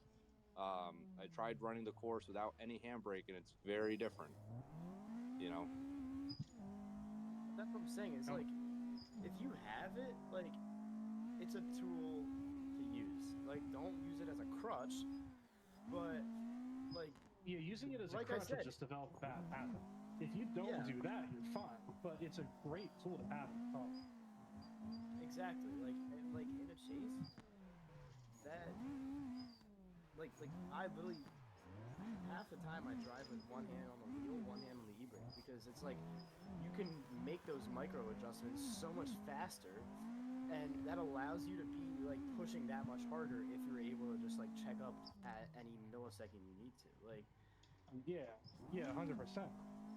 Maybe I can't talk about this topic because I don't drift in real life, you know, like get in a Volkswagen. But like, I've been around drifting my entire life, so I feel like I can at least be part of that conversation to some extent. Yeah. But if you get into a situation where a kid who has never owned a rear-wheel drive car can sit here and even tell you flat out that you're just being how do I say this nicely? Not being a nice person because people run handbrake in their car, that's just kind of crazy to think about.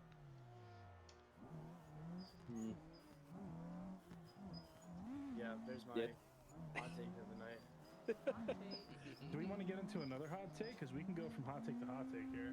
One that I'll give you a hot take is I don't know why it's like I'm thinking about it, but when someone that's brand new that comes into drifting, like let's say they're going to Formula Drift, they're watching YouTube people drift, Adam LZ, Jimmy Oaks, whoever, and I've had dudes come up because I went to 4 out of the 8 rounds last year in Formula Drift with Connor O'Sullivan. I grew up with the kid. He's from Fairfield. I grew up down the road from him, so I went to a bunch of the rounds last year. Flashbacks right now, just so you know. But I would have people come up to Connor and come up to me like, "Hey, like I'm gonna buy an E46 or I'm gonna buy an S13 and I'm gonna put an LS in it," and they've never drifted in their life. It's like, slow down. Slow down. You don't need to do a V8 swap right away.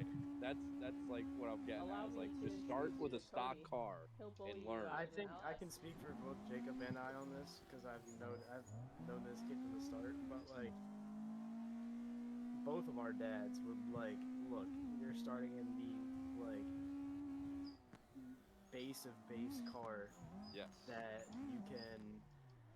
Like because it makes you an all-around better driver. Like, it does. The more power, the more assists you get, angle, hydro, whatever it is, the easier it gets.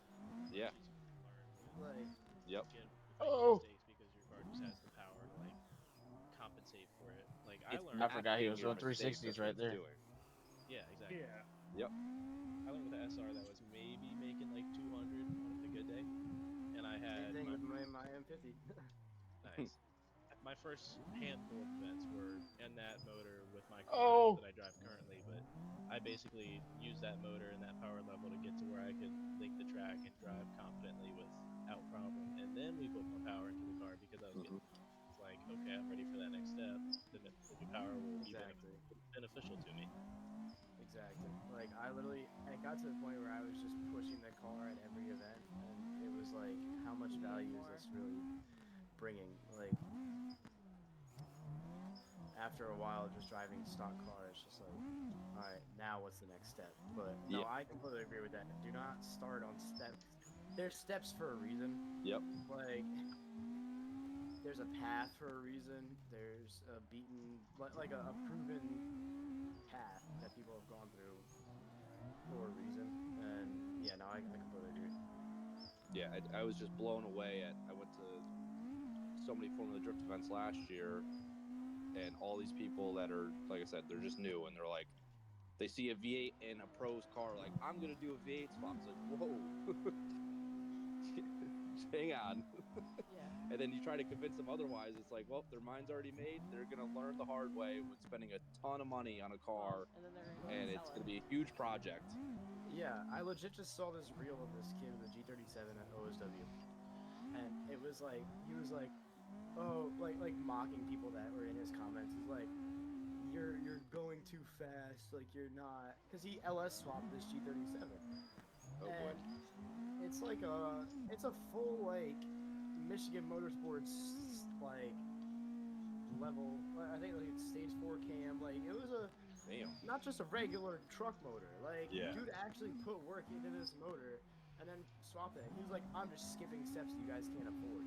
I'm like, that's not it. Like it's just not it. Like yeah, that's like the worst mindset you can have.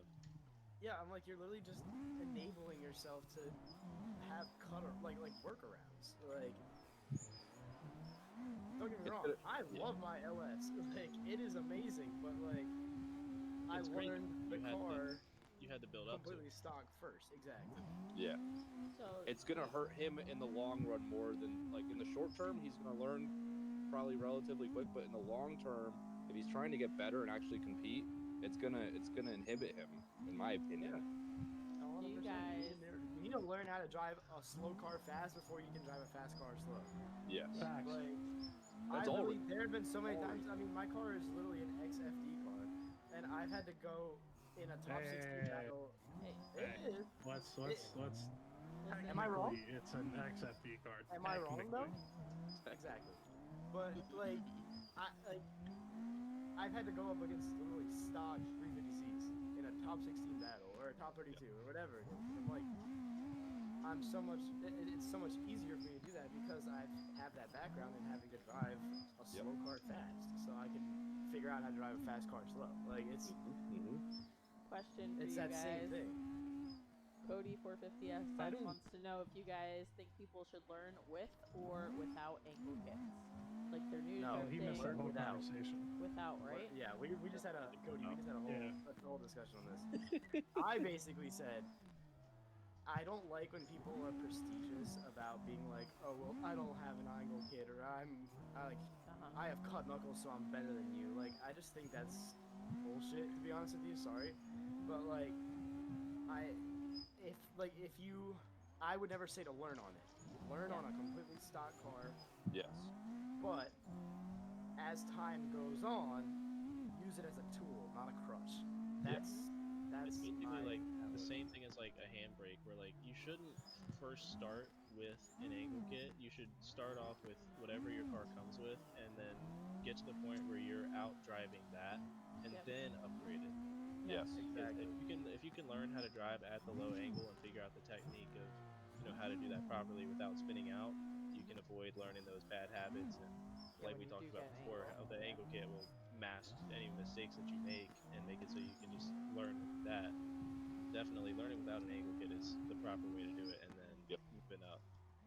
Hey, real quick, let's give a shout out to Sean, who just dropped in another 20, and he's going to be jumping in the server. So thank you guys. That just put us over $1,900 in donations for the day. So let's go. Getting up there. And we are 1 hour away from our next giveaway. So waffle. Next waffle. I've cut so many laps tonight that I just wore a hole through the thumb of my glove. Nice. Oh, nice. Hey, I heard that if you go to ignitionspeed.com and use code STREP519, you can get some sick limiters. Ooh, I could. I have my personal Fun Haver gloves on though, so I can't lie, I'm a little bit caught up with that. But if I were you guys on stream, I would go to ignitionspeed.com and buy some limiter gloves. The shameless plugs are never ending here. Yeah, Brian hooked me up at the Lock City event with those fresh V2 SFI gloves. They're fucking nice. They're really nice. Look so sick. Yeah, they feel good. We just gave away a pair of those about 4 or 5 hours ago. Yeah, 5 hours ago. Raffle. Yeah. Yeah. Yeah, Jake donated them and put them up. Yeah, I got a little video I'm gonna post. I think tomorrow, maybe the next day, of just showing them like a thank you because they gave me the gloves and a hoodie and stuff. So that was nice of them. They didn't have to do that. Hey, they're great. They're awesome. Yeah. I tag them in all my videos because I do enjoy their product. I had their V1 gloves that I bought out of my own pocket. You know what I mean? No sponsorship, no free stuff, and they've been great. And I've known Brian for the last year, and Brian's always at Lock City, and he's like their marketing manager, you know. So just good people all around there. Great group over there. Markoludius or whatever his last name is. It's cool too because they're local, like they're East Coast guys, so it's cool.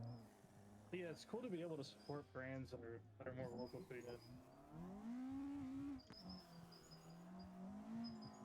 I also can't think of another company where I, as somebody who doesn't even drift in real life, has been able to walk up to a booth and be known by a name like that. Just because of being around the drifting scene. Like, they are so familiar with their customer base. Yeah. And I love working with brands that are like that. I will always support a brand that puts their customers above their profits.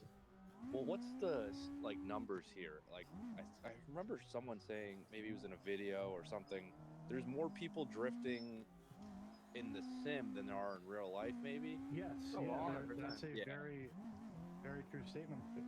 Yeah, because I don't sim, and maybe one day I need to get one, but every time I see how much money it costs to build a PC, to get a nice monitor, this and that, I'm like, that could be tires and fuel. We're talking about hot takes. We're talking about hot takes, so I'm about to put that one to bed really quick. Are you? For the last I just upgraded to a new PC literally a week ago. For the last 2 years, have been driving on a $200 PC on an i3 processor, running like a 1060 graphics card Director's Edition from like 10 years ago. Basically, he was still on a 1060 TMX wheel. He was sim drifting a Miata, basically. Yeah, not even, dude. I was sim drifting like a Fiat Punto. like it was horrible, and like you don't need to spend crazy money. My entire setup for the last 2 years costed me a total of I think $400. Like, and all you gotta do, Marketplace, dude. I'm telling you, just look on Marketplace, find a good deal on a cheap entry-level PC. A setup really doesn't need that much to run. Even the PC that I just replaced my old one with only costed me like $800 at Micro Center. I mean, you can get deals left and right on these things. Yeah, I'm just not very knowledgeable on the computer side, so I gotta pick your guys' brain a little bit before I buy it. Dude, I don't know what I'm doing either. I got my roommate for that. Just to put this in perspective, Zach O'Sullivan told us that he qualified for VDC with like an Xbox controller and bubblegum or something like that when he was. He had an Xbox controller for a handbrake. For a handbrake, that's correct. Yeah. Yeah, and he was using a Logitech wheel when he got into VDC. In fact, didn't he say he thought he lost? Program because all of his winnings went to his car. I don't know. So the best of the best started with nothing and is now at the top level, which is crazy. Cody says he's running triples on a 1660X graphics card. Well, Cody's insane. That's Chinese that to Cody me. I don't know what he's 450 saying. is insane. I don't know. Me and Chandler have been hot lapping to no end. I don't even know how long for. I'm getting ready to come back on track now. I don't even know what cars everybody's in anymore. I'm in an R32 and I need to switch it up.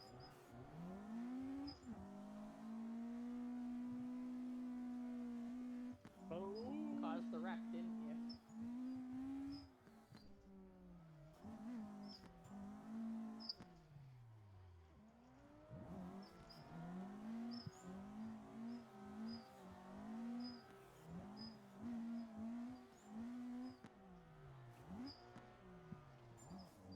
Strap, you gotta see the line that we're running in the little hairpin.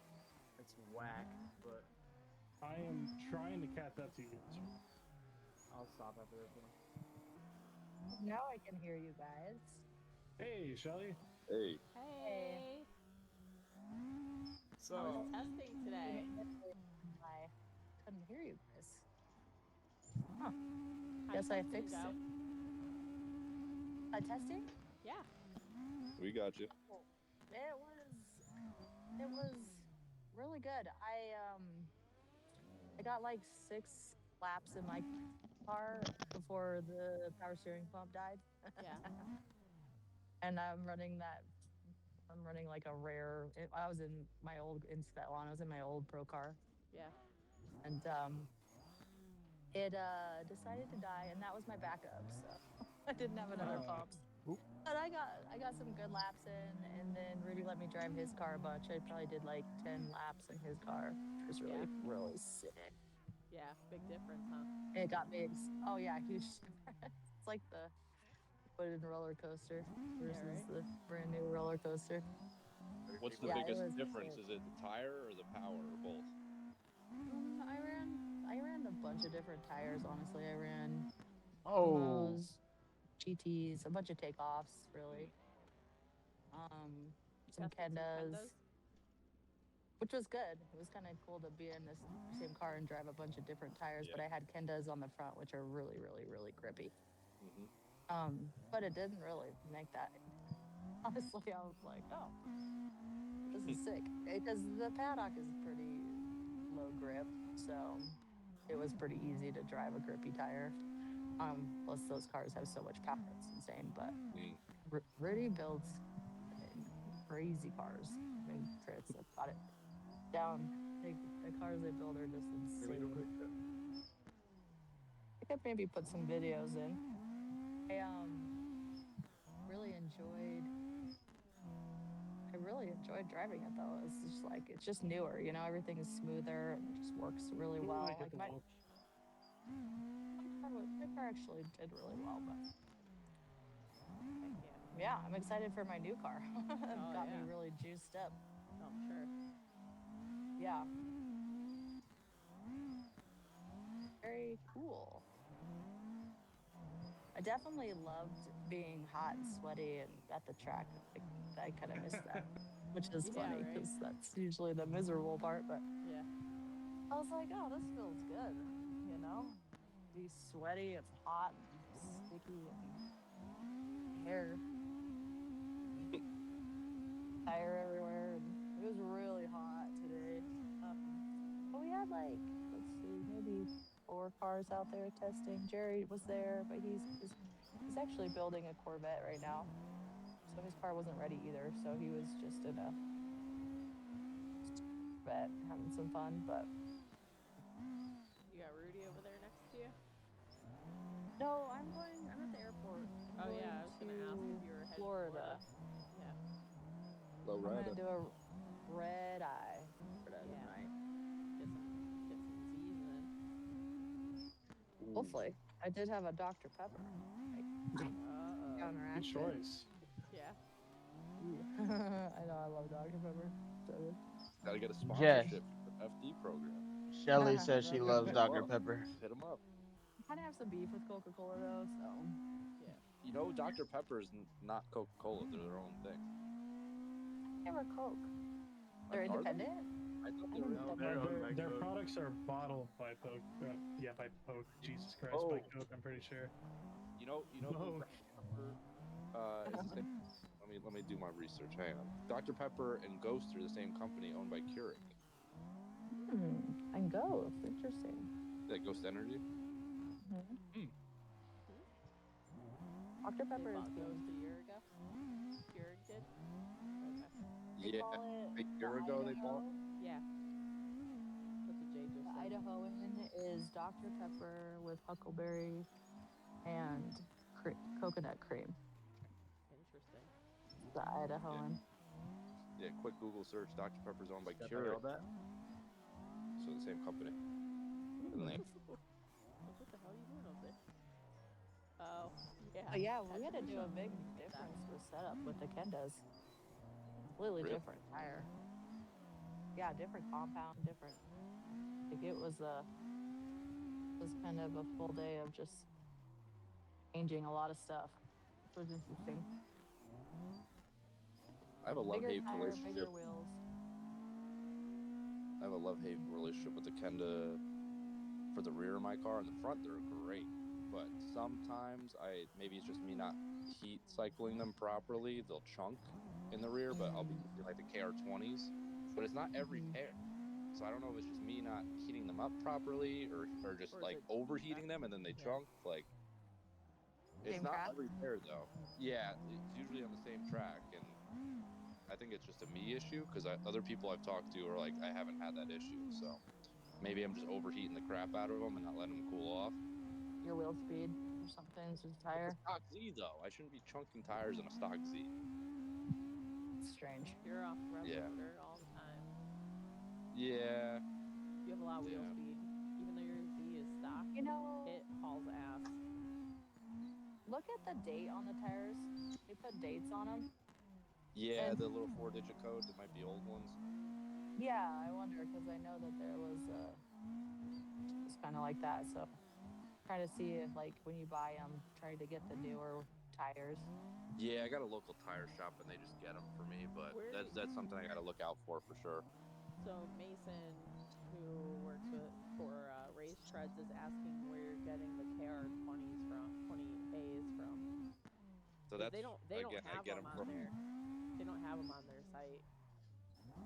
I get them from my local tire shop at the road. About Kenda Vesda UHPs for the front.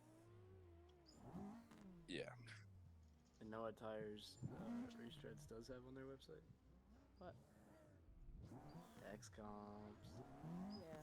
I'm gonna try those out. Maybe tomorrow. I don't know if I'm gonna use them. You should. You should. They're gonna be on a 10.5-inch wheel, 235/40 on a 10.5. It's a little bit of a stretch, but a smidge. Yeah. Just a little bit. That's all right. We'll see how it goes. I'll be at Englishtown. I don't know what course we're running with the clinic, but I'm guessing the road course in the back for the C group people.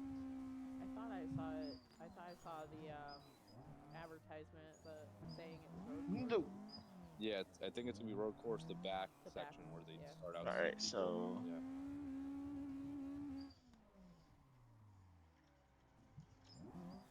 I'm glad it's not gonna rain. Last time I looked, it said it was gonna rain. Now it's not gonna rain. Yeah, it's good. And it's gonna be warm. It's gonna be 50 degrees tomorrow. I'm hyped. Hell yeah. That's awesome. Not like last Saturday at the track, snowing and windy as hell. Snowing, raining, and then it was sunny. Everything. Yeah. I can't believe I never thought about looking at the date of the tires. That's a good point.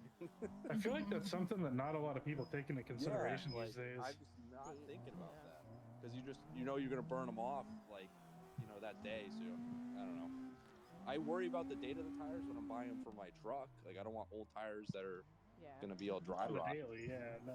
But it makes sense if I'm, could be old. Could have been sitting in some warehouse in upstate Connecticut, and then I'm an old idiot that's buying them in the area. Especially because Mason's like, where are you still getting them from? Because the way it sounds is like they don't make them. So maybe they're probably from some giant distributor out here in one of these warehouses. We got one of the biggest tire rack warehouses out here, and I think it's in South Windsor, right? Yeah, it is. Oh crap! Kenda's.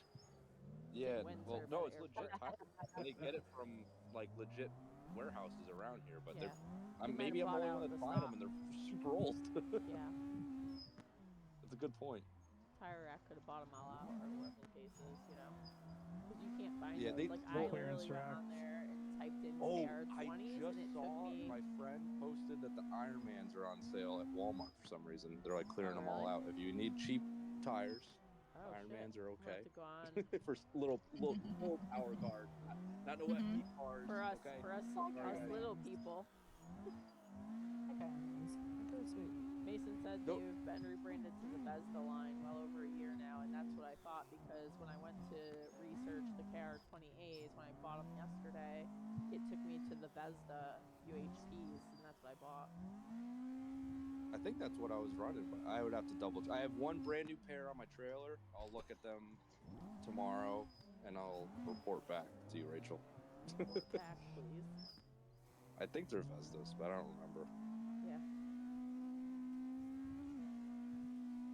Jacob, where you at? About to hop on Walmart and look for these tires. I'm telling you. I'm done with an Altezza. Tires yesterday. Walmart was saying $25 a tire. I at one specific Walmart. I don't know if it's all of them, but that's cheap. Here? I just spent $1,000 In our on states? tires today. Yeah, which is spent like more than nothing, that but yesterday. when it's Iron Man, it sounds like it's a lot of money. Yeah. Will work for tires. Yeah. Iron Man.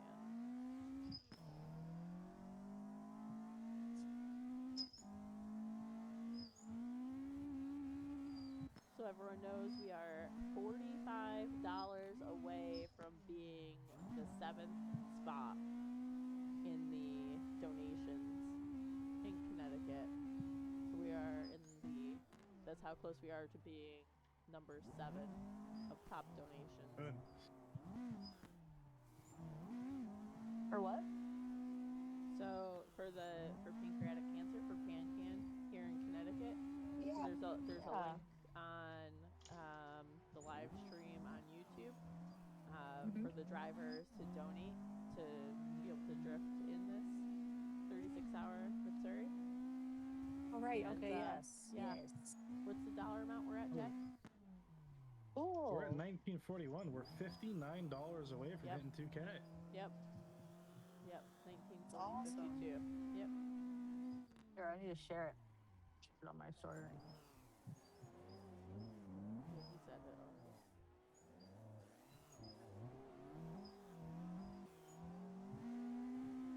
Getting close and a lot more hours to go.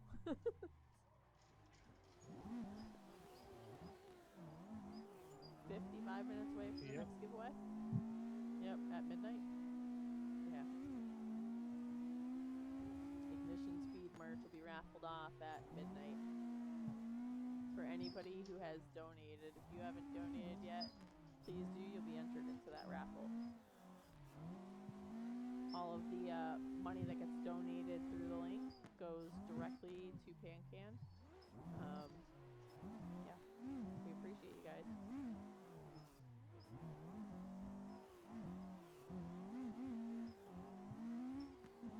I feel like we're not talking enough to Shelly here.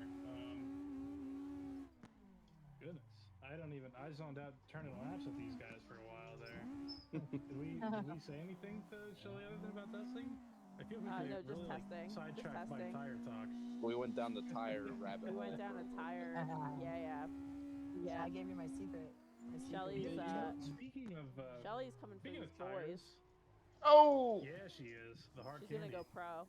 I can feel it. Speaking of tires, how about that little bit of a change up we got going on for Rudy this season? I know, big change. I was Very surprised he wanted to change.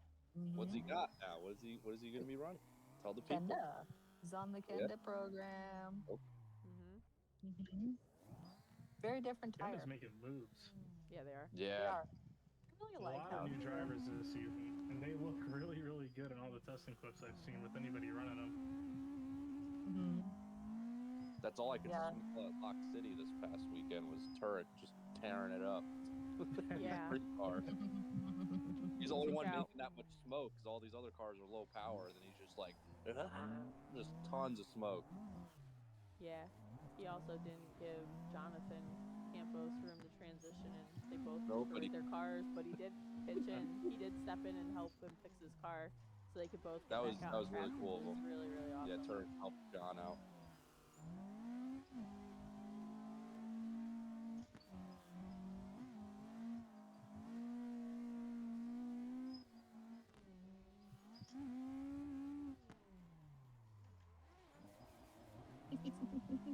We do have a question in the chat here from Cody450 asking, how do you guys feel about the new track therapy coming up? Question.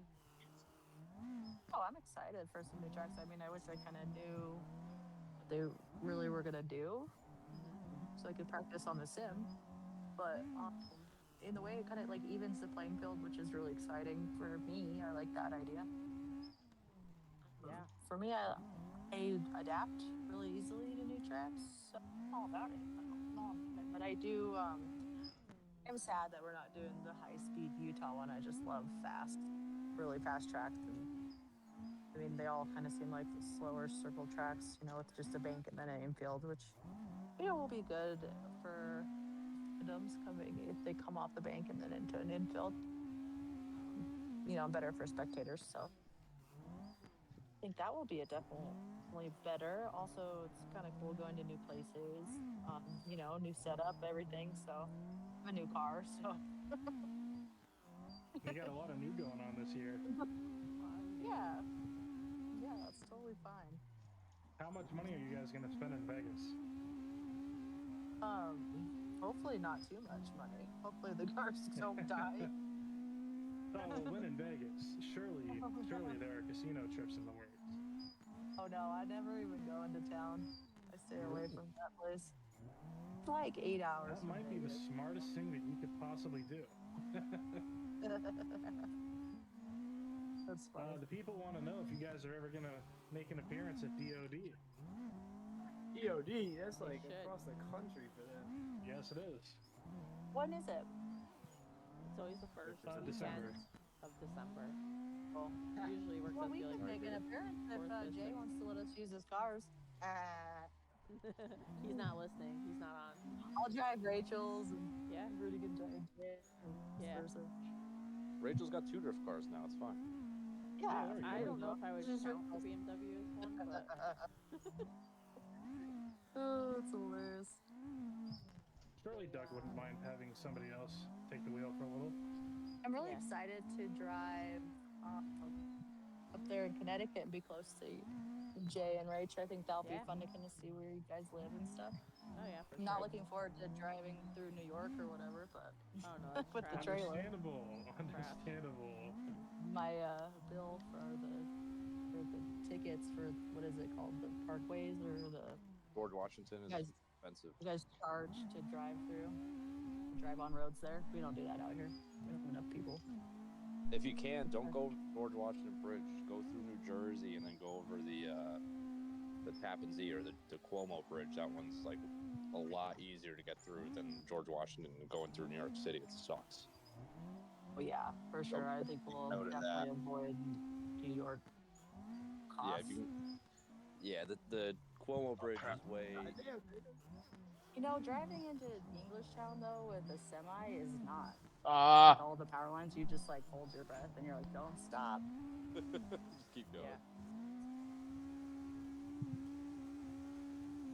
Yeah, I've never seen power lines like that sketchy in my life besides like it when I was in like Puerto Rico. You should come and experience Evergreen here in PA sometime. Oh yeah, we've been to Evergreen quite a bit. Have you? Oh, no kidding. Yeah. I was gonna say we have some very scary power lines up in this area. Yeah, wait, Shelly, what was happening when you guys were on Drift Week when we met at that random ass car meet in Maryland? You remember that? Yeah, that was so awesome. long ago. We were just cruising, going somewhere. I thought it was Drift Week. Was it Drift? Yeah, because I remember Rudy saying that y'all were like on your way to another track and just saw cars driving by and we're like, yeah, let's stop by. Yeah, because I drove the trailer for Drift Week for like 3 of them for everybody, and then Rudy drove the race car. For reference, context. There's a show that's called Miracle Makers of Maryland, and it works directly with. They essentially have like. I don't know what the number is, but they have a lot of patients from Johns Hopkins that are like not terminally ill, but like pretty harsh situations, and they've thrown an entire like event together for them where all of the money raised goes like to research for whatever they have, stuff like that. But it's a local show that we always just help out with and go support. And I was out there with my wheel repair company, and I just see Rudy walk by. I'm like, hold on, what the hell are you guys doing? Like in the middle of Maryland, like. I thought you guys were from like Idaho. Like, what are you doing out here? That was so random. Well, we were like, oh, sick car show. Let's go. Because we had some time to burn. And then, Freak. yeah, we just were Turn driving leg. Stop doing that. into another track. Yeah, small world sometimes. This world is like, Bye bye. Car show. Yeah, there's some. That was when my car was still like kind of street car too. Yeah. What are you doing this year? I'm doing Catch My Drift, and then I'm doing a lot of like fun events with places that are, you know, I'm seeing a lot of ROI in events that aren't specifically FD.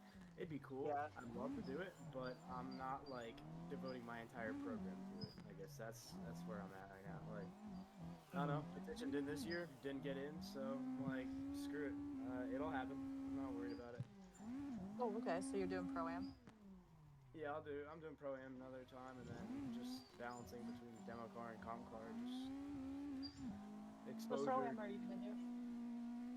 I'm doing, well, it's not a licensed pro-am, but I am doing Catch My Drift. It's like a, I mean, I think it should be a licensed pro-am, but it's definitely ran a lot better than some of the other ones, but it's just good comp experience, and also like a lot of ex-pros are like Nick Novak already said he's dropping out of FD and he's going there for I don't know why, but there's a good amount of competition there, so yeah, not too idiot, but like still comp experience. I touched him. I was so close to getting it. It'll be comps for sure, but kind of like half and half between just fun demo events. So close.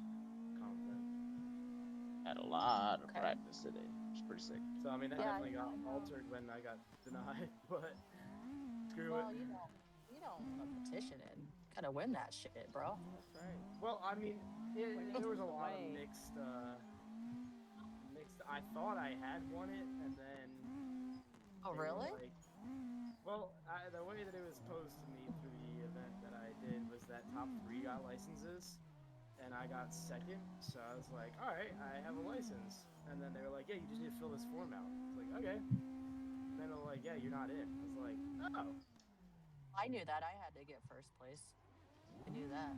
They told me, because I remember, because that was even like people were able to petition in, and then, oh, you know, being a husband and wife team, and I've done some stuff, and then,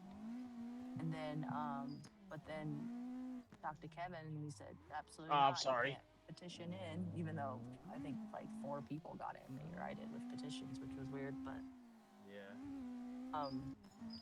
But they just want to know that like you can travel, you know, and that you can drive. Like that's just really the main thing. They want people who they know they can afford it. It's a bunch of a combination of that. But I mean, if you want your license, you got to go out and get first place. That's just what you got to do, and it's not easy. You know, it's a mix of just going to every pro-am you could go to. I mean, I did 2 series to get mine. I got 4th in one and 1st in the other one, and you know, I just kind of like started with the one I thought I wanted to do Colorado, but then I was like trying to figure out like with my life and FD schedule and you know what to do. You just got to do every single one you can possibly do. Like you can't just say I'm going to do one pro-am series unless that's just all you can do. But if that's all you can do, you might not be ready for FD.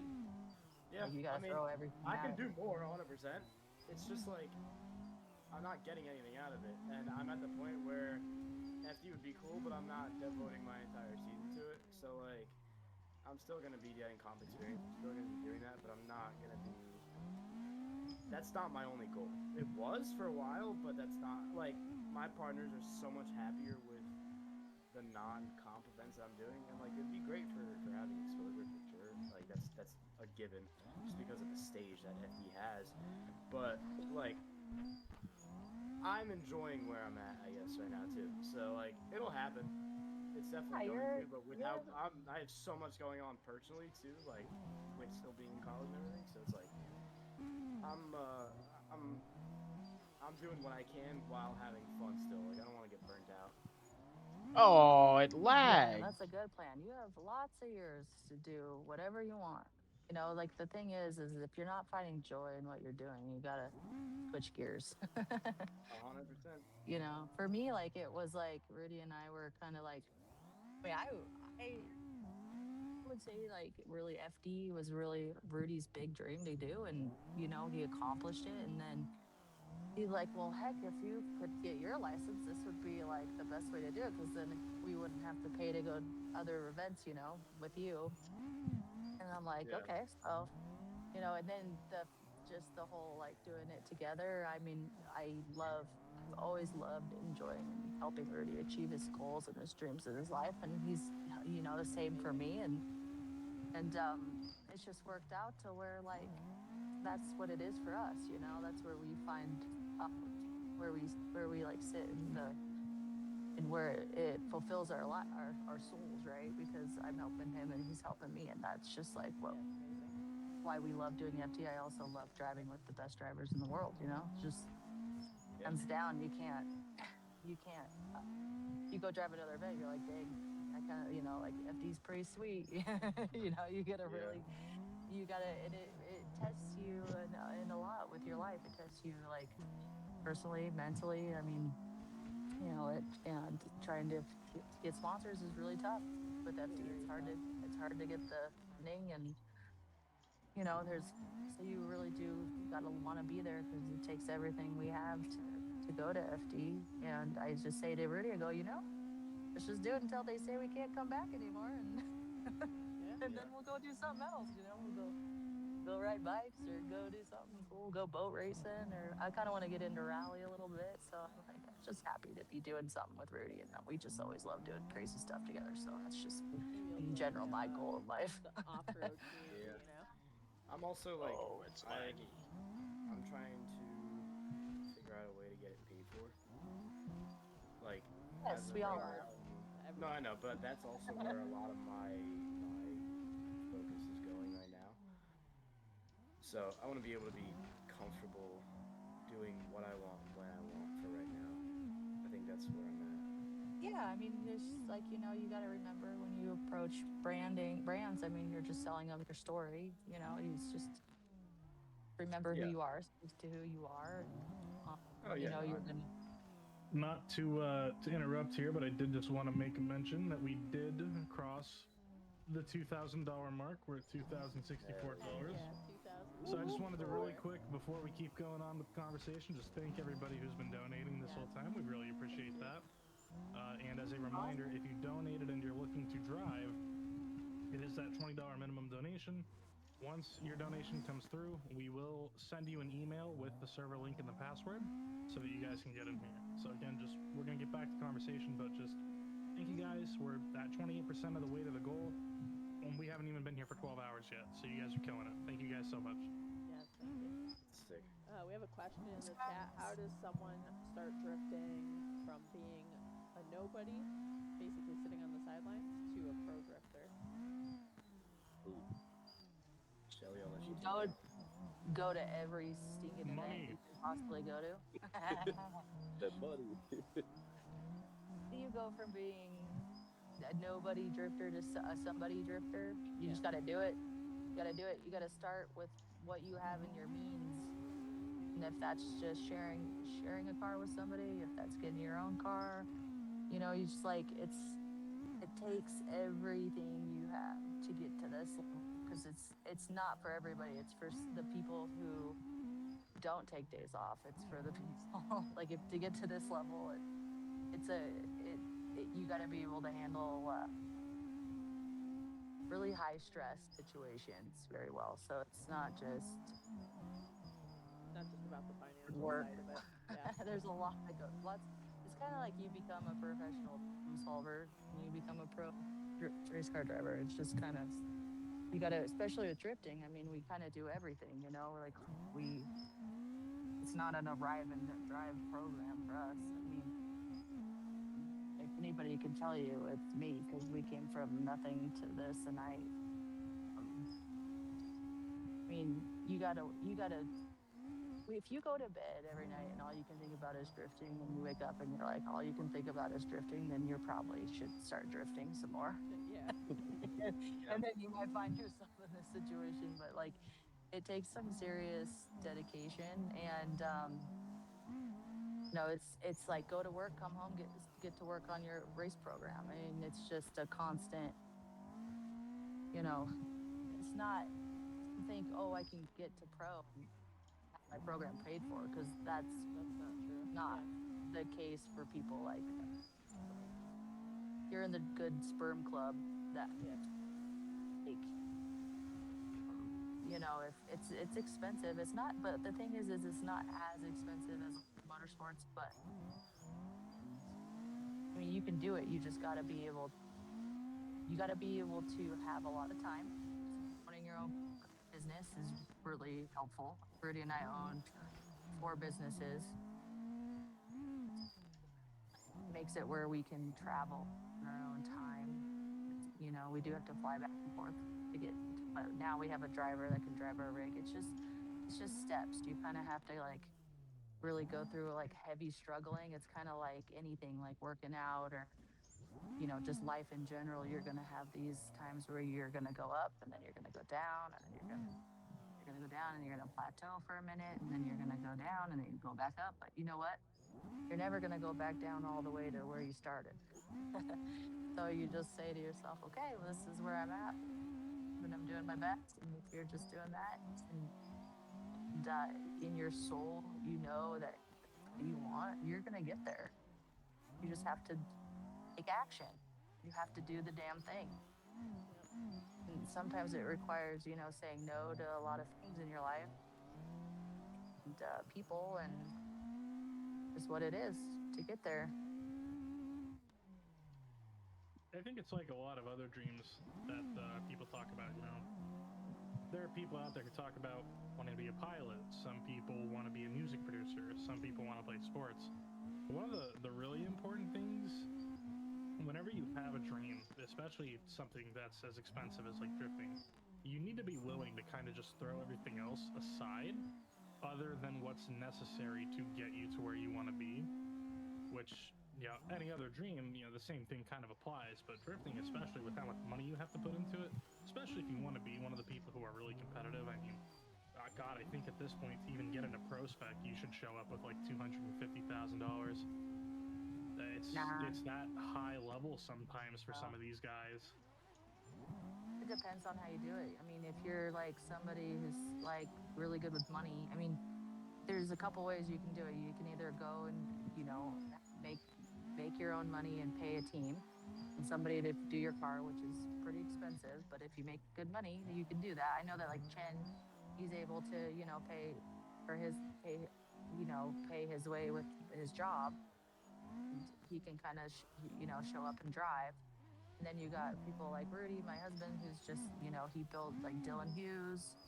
They work on their own. None of these guys work on their own cars and build their own cars, and so right there is going to save you time and money. And then if you go to travel, you got to say you got to sometimes like get who you can to be on your team, and that's just what it is. And a lot of people will come and they'll do it for free, and then as you start getting better and better and you start getting money, you can start paying them slowly. But like a lot of it's like people come on your team for free, you pay for their sometimes you can't even pay for their flight, and they'll say, hey, I just want to be there, I'll pay for my flight. And so sometimes you just got to keep looking for those people, and like just keep asking questions and just putting it out to the universe like you need. And you'll be surprised how often it responds to you if you just really put it out there and you try your best every day. That's actually really good advice for some of the people. The previous weekly app session that we did, we actually talked about that a little bit, where it wasn't during the actual session, but like at the end, we talked about the whole idea of getting involved with motorsports. 9 times out of 10, if you just put yourself out there and you offer to just help and not be in it for the money as a crew member, you can get into a position of helping a team. There's tons of teams out there that would jump at the opportunity to have somebody out and just give them manpower. Yeah, like we take on a couple students, from the University of And so does Rome. I know that. You just gotta kind of ask, and like that's the thing though is if you're gonna be a pro driver, you need to you need to just immerse yourself into it. It's the best way you're gonna learn. It's like learning a language. Like it's a lot easier to learn if you just you go to the country and immerse yourself in that whole country versus trying to learn on an app on your phone here in the States, right? In a different language, you gotta right? do the thing. You gotta immerse yourself. If you want to be a pro driver, you need to go immerse yourself in the whole environment because you might get there and be like, ah, this might not be for me, or you might be like, Taylor, this is for me. Let's go. Because like I would have never thought like I would end up here. The first time I went to a race, I was like, yep, this is like, I was like, yeah, I want to do this. Like, I could feel it in my soul. So like, it's the number one thing, right? Go immerse yourself in it and really see if it's for you.